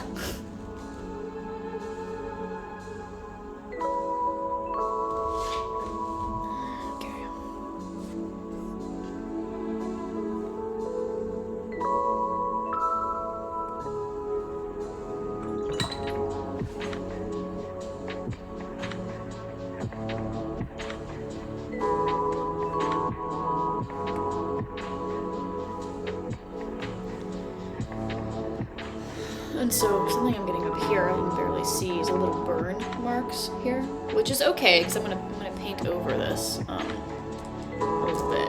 But hold on a second. This kind of pattern you see here is caused by uneven drying, where some area is wet, but there still is kind of like half dry area, and that's the thing I usually try to avoid. Yes, Linden, soft with a thirsty brush, 100%. Full marks. Totally understand needing to sign off. I will probably be wrapping up in the next hour or less. What time zone are you in? Burn marks. Yeah, the burn marks aren't where pigment collects at an edge. That's just, that might have a name. I'm not sure what it is. The burn marks are like, it's a little hard to see here. This kind of, actually you can see it right here, which is intentional, where there's kind of this like sort of unevenness. There's dark areas. It's sort of like, there's this fingery look where it kind of like, blurs in. You have a little bit of a burn right down here as well. These are, I call these like chaotic marks, and it's the kind of stuff that you get naturally with watercolor unless you're very precise about how you're using your moisture and using your pigment. And it's the kind of thing that you usually, like, you don't want those on areas like of the face where you're trying to get really precise gradients, but when you have them somewhere else in the painting, it can just add like interesting sort of semi-chaotic character. Yeah, basically, yeah, it's the burn specifically, because we're waiting for this to dry. I'll just go ahead and demonstrate this. The burn specifically happens when you have a half dry area. You get water or wet pigment on a half dry area. So let's use some of this blue pigment, and we're gonna make a nice even gradient like this.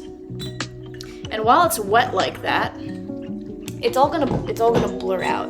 It's gonna create kind of like smooth gradients. Everything's gonna be very, very soft. And now we have to wait and let that dry. But this should dry pretty quickly.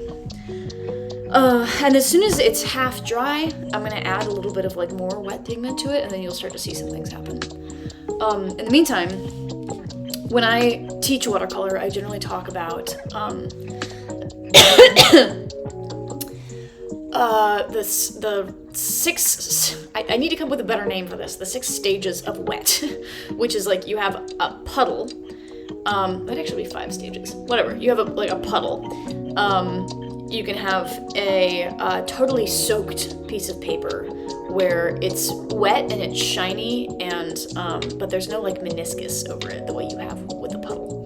And then you have like quite wet still, but it's a little bit less soaked, where you can see the texture of the paper. So there's like puddle, soaking wet, regular wet. And all 3 of these are like great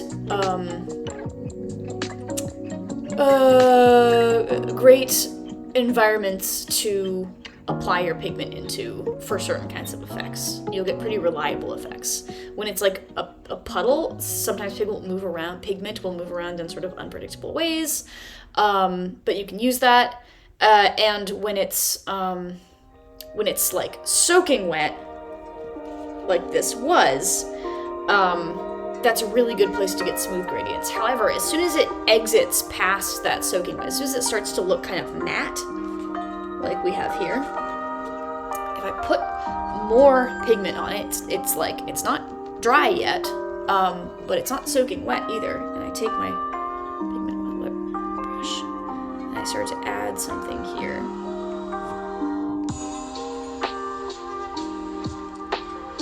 Like this. Or even just with pure water. Like that. You see how it's really like, it doesn't have a border, it's kind of flowing out. It's creating uneven shapes. What's going to happen is it's going to start to pick up the pigment in that area, the really smooth, even pigment, and it's going to start to disperse it and move it around. And so where this pure water is, you'll start to see there's lighter areas and then like smaller kind of like fingery areas. That's what you get with something like that. And then in this darker area, you'll see that there's like areas where the pigment is really concentrated and areas where it's kind of light because it's been moved away from the paper. Basically, it's just, it creates chaos, and this can be used intentionally, but it sucks when it happens unintentionally. And so I generally I am always very cautious about working in an area when it's anything other than very wet, basically. Those first 3 stages of wet. Everything underneath that, half dry, that's like, unless you want weird stuff, that's danger zone. And then once it's fully dry again, you can put more layers on top, or you can get the whole area wet again.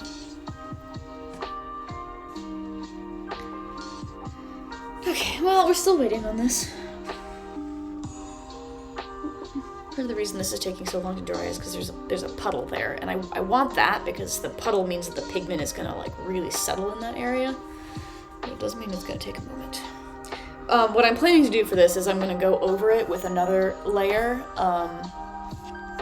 and get some of the like subtleties in the shadow there, because the shadow itself is actually a lot darker than what I have right there.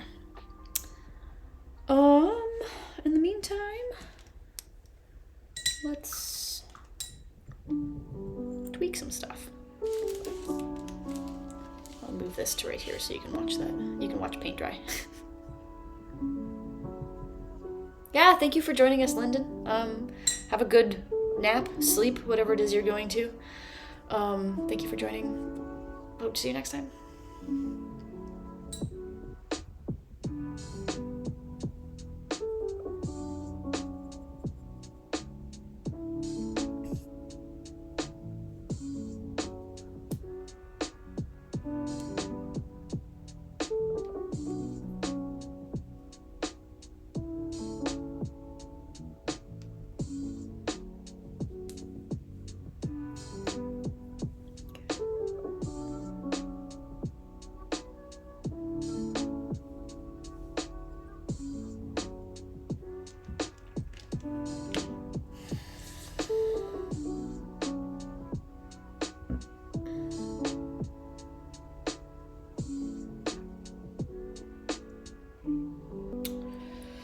Well, I think it's time for a water break. I'll be right back. Ow, if I can get out.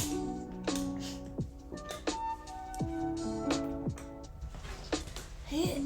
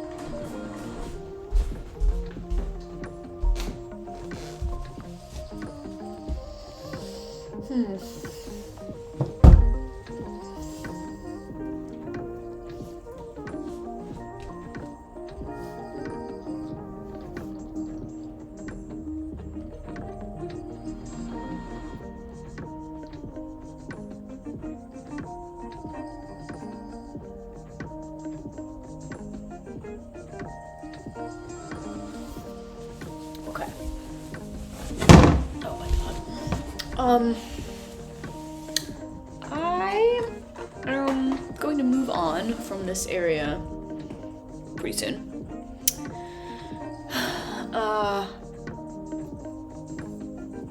Because I'm thinking I might work on. I don't want to work on the hands yet, because that's gonna be a big thing. I might do all of this area in the chest and face I haven't even gotten the first layer down on that one. I may opt to do that, but we're gonna have to do it upside down because otherwise I can't get to that part of the painting. If you're in chat and you have an opinion, feel free to vote on what section to go to next. I may or may not do that. I may or may not listen. There's lots of other areas too I can work on. The parts of the robe, the chair has a lot of interesting shadows in it. Really, I have a lot of work to do on this. So we got options.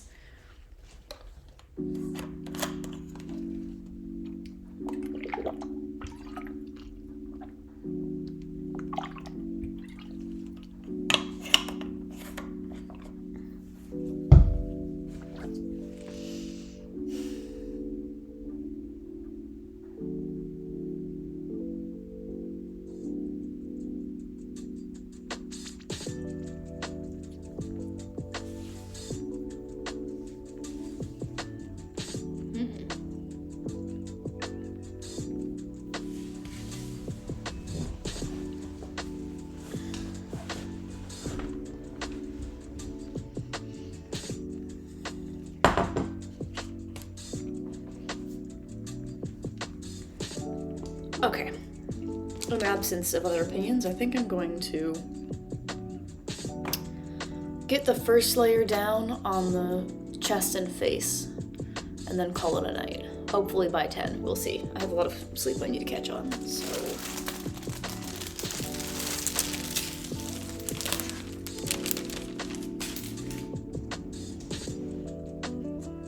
Hang tight while I figure out a new camera orientation.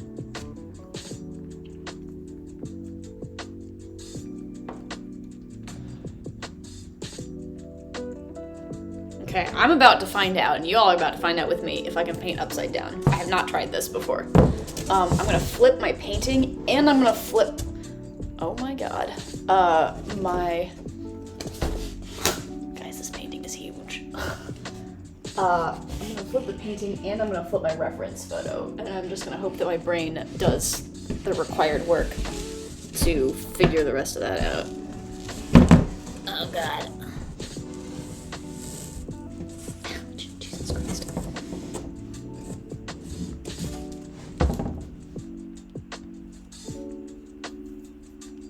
What could go wrong?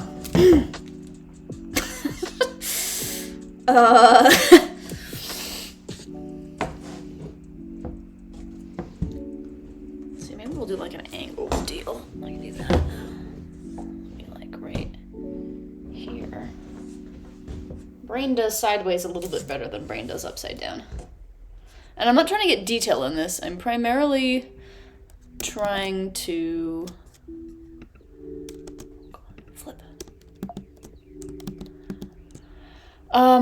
rather than detail, I'm trying to get this like first base layer, which honestly like is going to be really exciting. I think I'm probably gonna work on yeah, famous last words. I think I'm probably gonna work on most of the face and neck upright. Not tonight, but I like to work flat generally because that gives me a lot of control about where my pigment goes. But I think that just getting to this is difficult enough that, and I don't want to paint the whole thing upside down. So I think that I'm probably gonna like put detail in upright, and we'll just see how that goes. Okay. Like can you guys see okay? That'll work. Oh.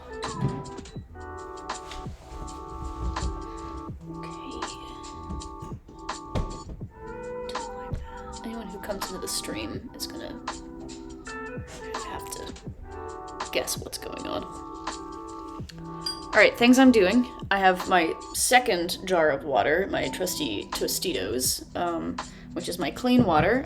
Since I'm moving from this kind of like murky brownish shade, I don't want to be using that, so I have my backup wash water.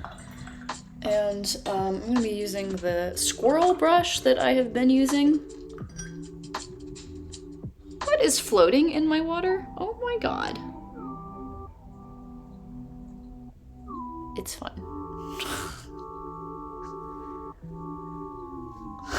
Don't worry about it.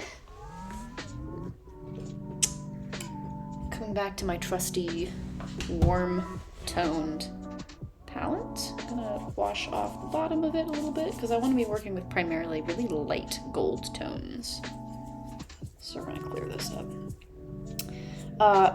A safety note, I do not confuse dishware with like in-use dishware. I don't use in-use dishware for painting anything because paints often have toxic compounds in them. So, for instance, cadmium red. Literally, it's in the name, cadmium. So this beautiful little dish is no longer in use because it broke and I glued it back together and it is no longer food safe, so it has now been relegated to paint supply.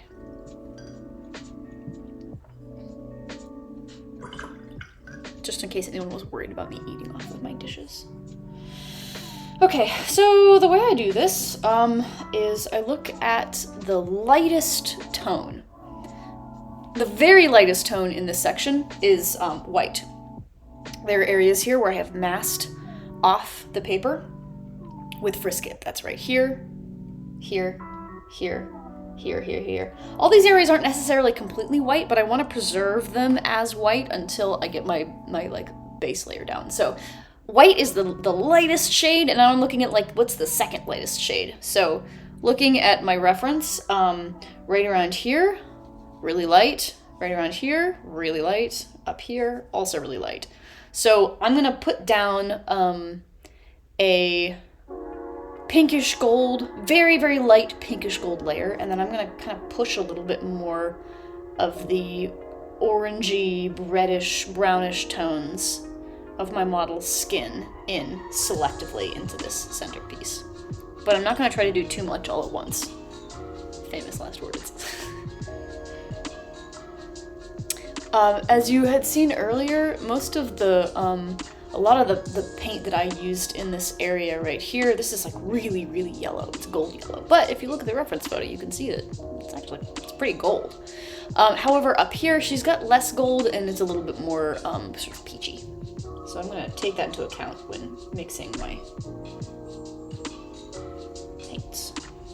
I'll do this so you guys can see. A little bit of Quinn gold, a little bit of Quinn red, and I can test that out. Let's put some safety rails down. This is like the safety rails you put down to prevent the baby from falling out of bed, but it's me, I'm the baby, and I can't control where paint goes. And more importantly, arguably, is I need a surface to put things down on, and I don't really want to put my palette down or anything else down on the paper itself. It's a really good way to get surprise marks. So here's my, there we go. That's a pretty good peachy tone, I would say. So let's go. We're gonna go over this whole area because it's light. One problem I'm gonna have here that I have to just be a little cautious of is that this blue here is gonna bleed a little bit.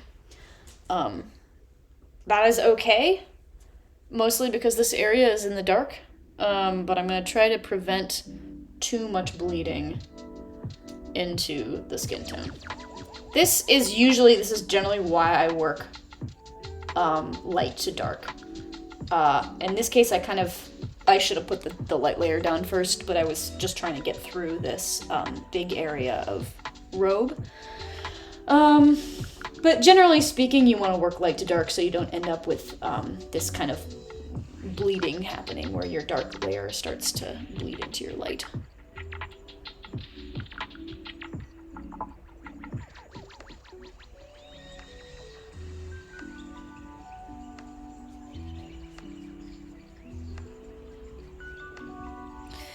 Right now I'm kind of having to trust that I put Frisket down anywhere that I wanted the Frisket to be.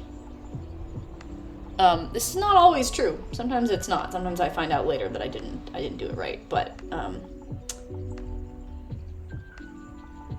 there's nothing I can do about that.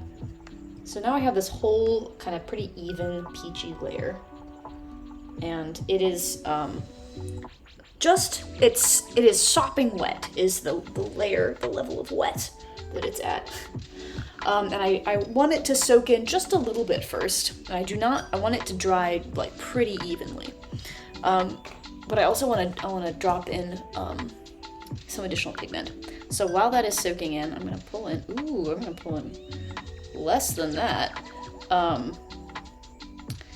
of this Quinn Rust and a little bit more of our gold right here.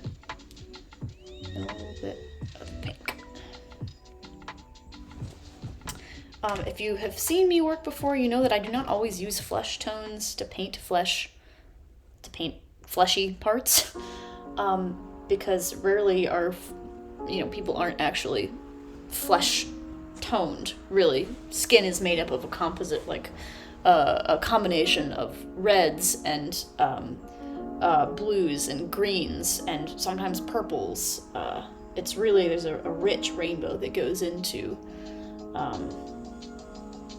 creating skin tone of any kind, of any shade. And I prefer to use layers of pure intense tones rather than try to like color match specific shades, like facial shades. I'm gonna shut up and paint because working upside down is pretty hard. I'm gonna flip this right side up and you guys are gonna hear me have to put on apparently you have to put on like language warnings now for your Twitch channels. You have to flag it if you use profanity, like extended profanity. So I gotta watch my mouth.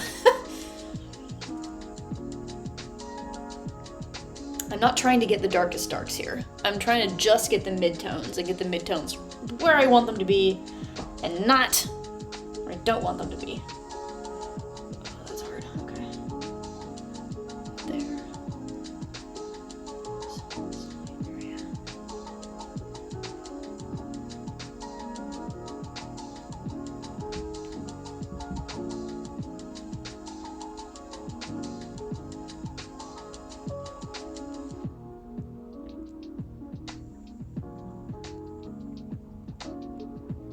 And you can see as I'm painting onto this wet layer, damp layer, it's really spreading out a lot, and it's kind of diffusing.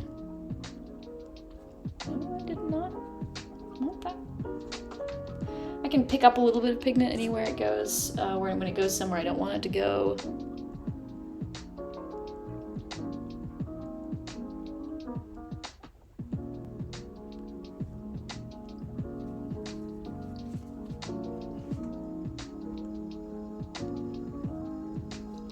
Keep those light areas light. I want a little bit more yellow in there.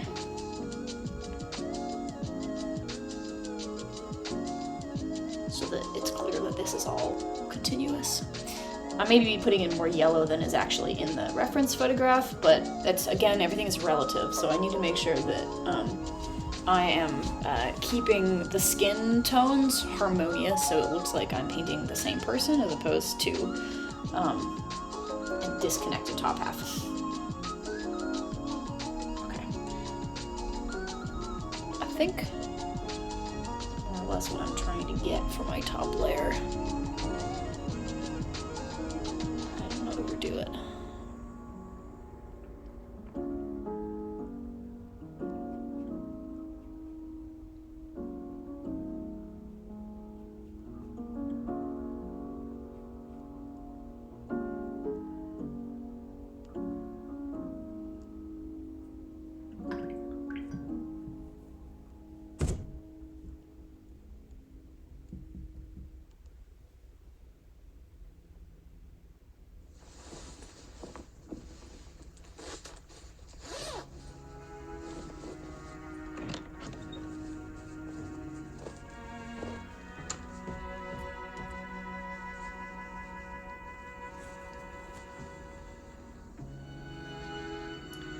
I can tell that I'm going to have to paint the face up, right? So I will just need to figure out a system for that.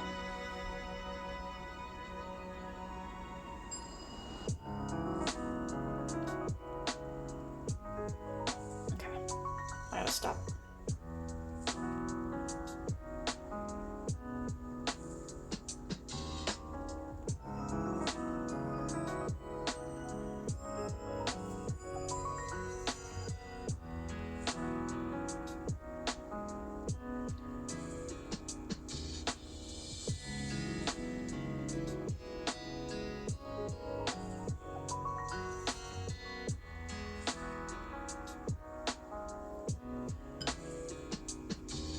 Sure, I was supposed to paint the earring.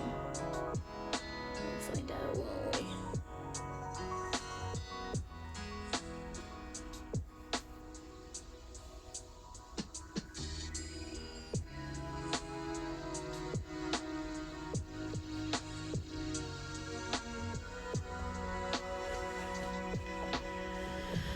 All right.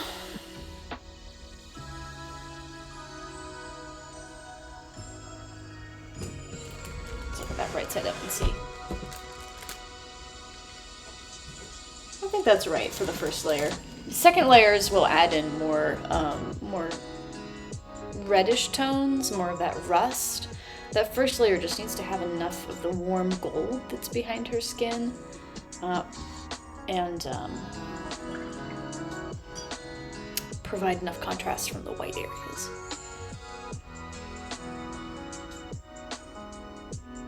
I want this spot to be a hard line between that frisket.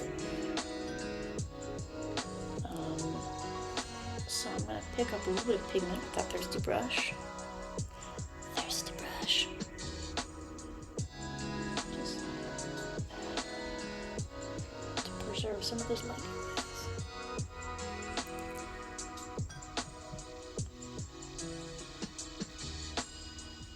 Many of these light areas won't really show up as light areas until I get the dark areas in. So getting this layer down is it's a little bit tricky, because you kind of have to imagine, like, well, what would this look like? What will this look like when I have all my layers in?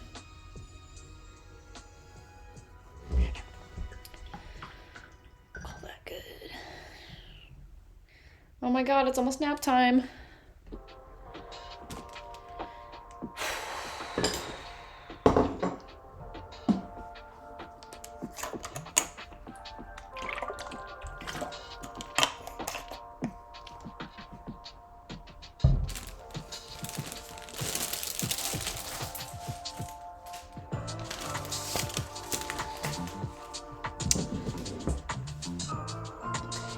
This area is dry, so I might go in and put some secondary shadows in there. Flip.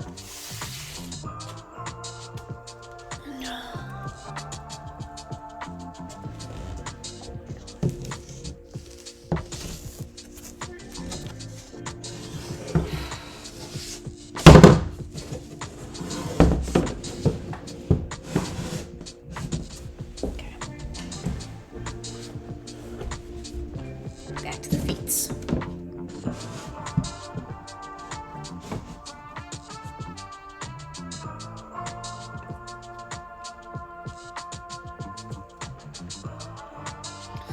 Alright, I like how this is going overall, I think. You know, definitely Famous last words. But it's looking like it should for the stage that it is at, from what I have learned. Make a couple adjustments. Take a little bit of pigment up. You can't see what I'm doing, just trust me.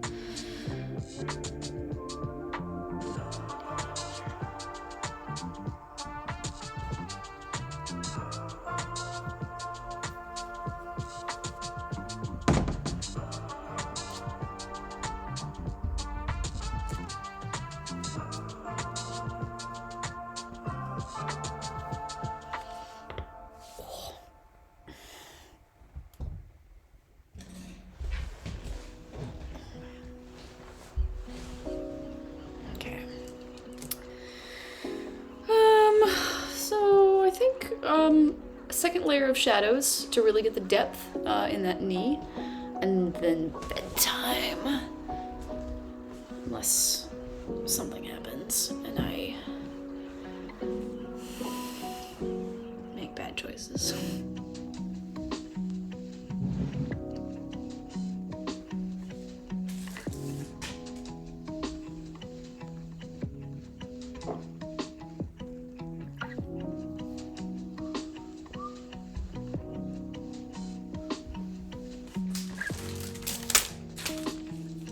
Oops.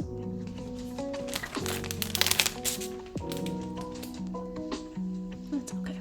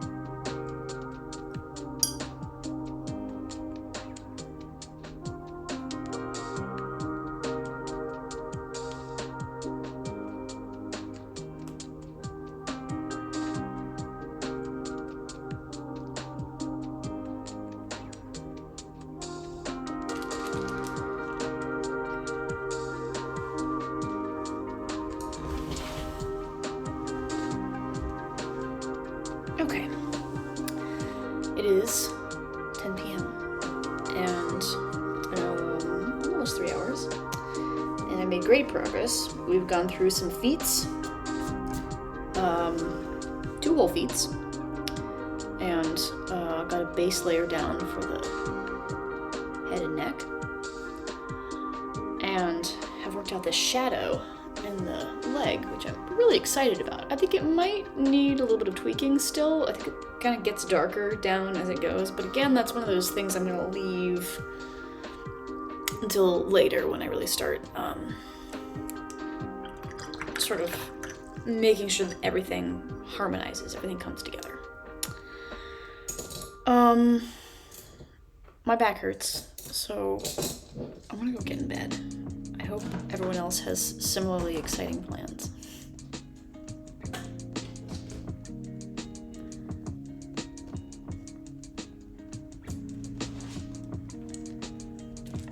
Usually I would raid our stream into another channel, but I think we only have 3 people right now. It's late, I don't want to stay up. So this time we will not be raiding. I will be painting more. I'm not sure when my next stream will be. I'm trying to do a little bit more of this. I think it's kind of good for me to have the pressure of painting in the semi-public eye. It helps me to explain my process, and I think that's important for both me and for my students. And it's fun. I like hanging out with you guys, whoever you guys are. 2 math errors in the taxes. Oh my god. Wow. Best of luck. I really hope that resolves. 2 math errors in your taxes. Not bad, honestly. Okie dokie. Yeah, always happy to make chill project space. Thank you for joining me in said chill project space. I salute you. I will be ending the stream.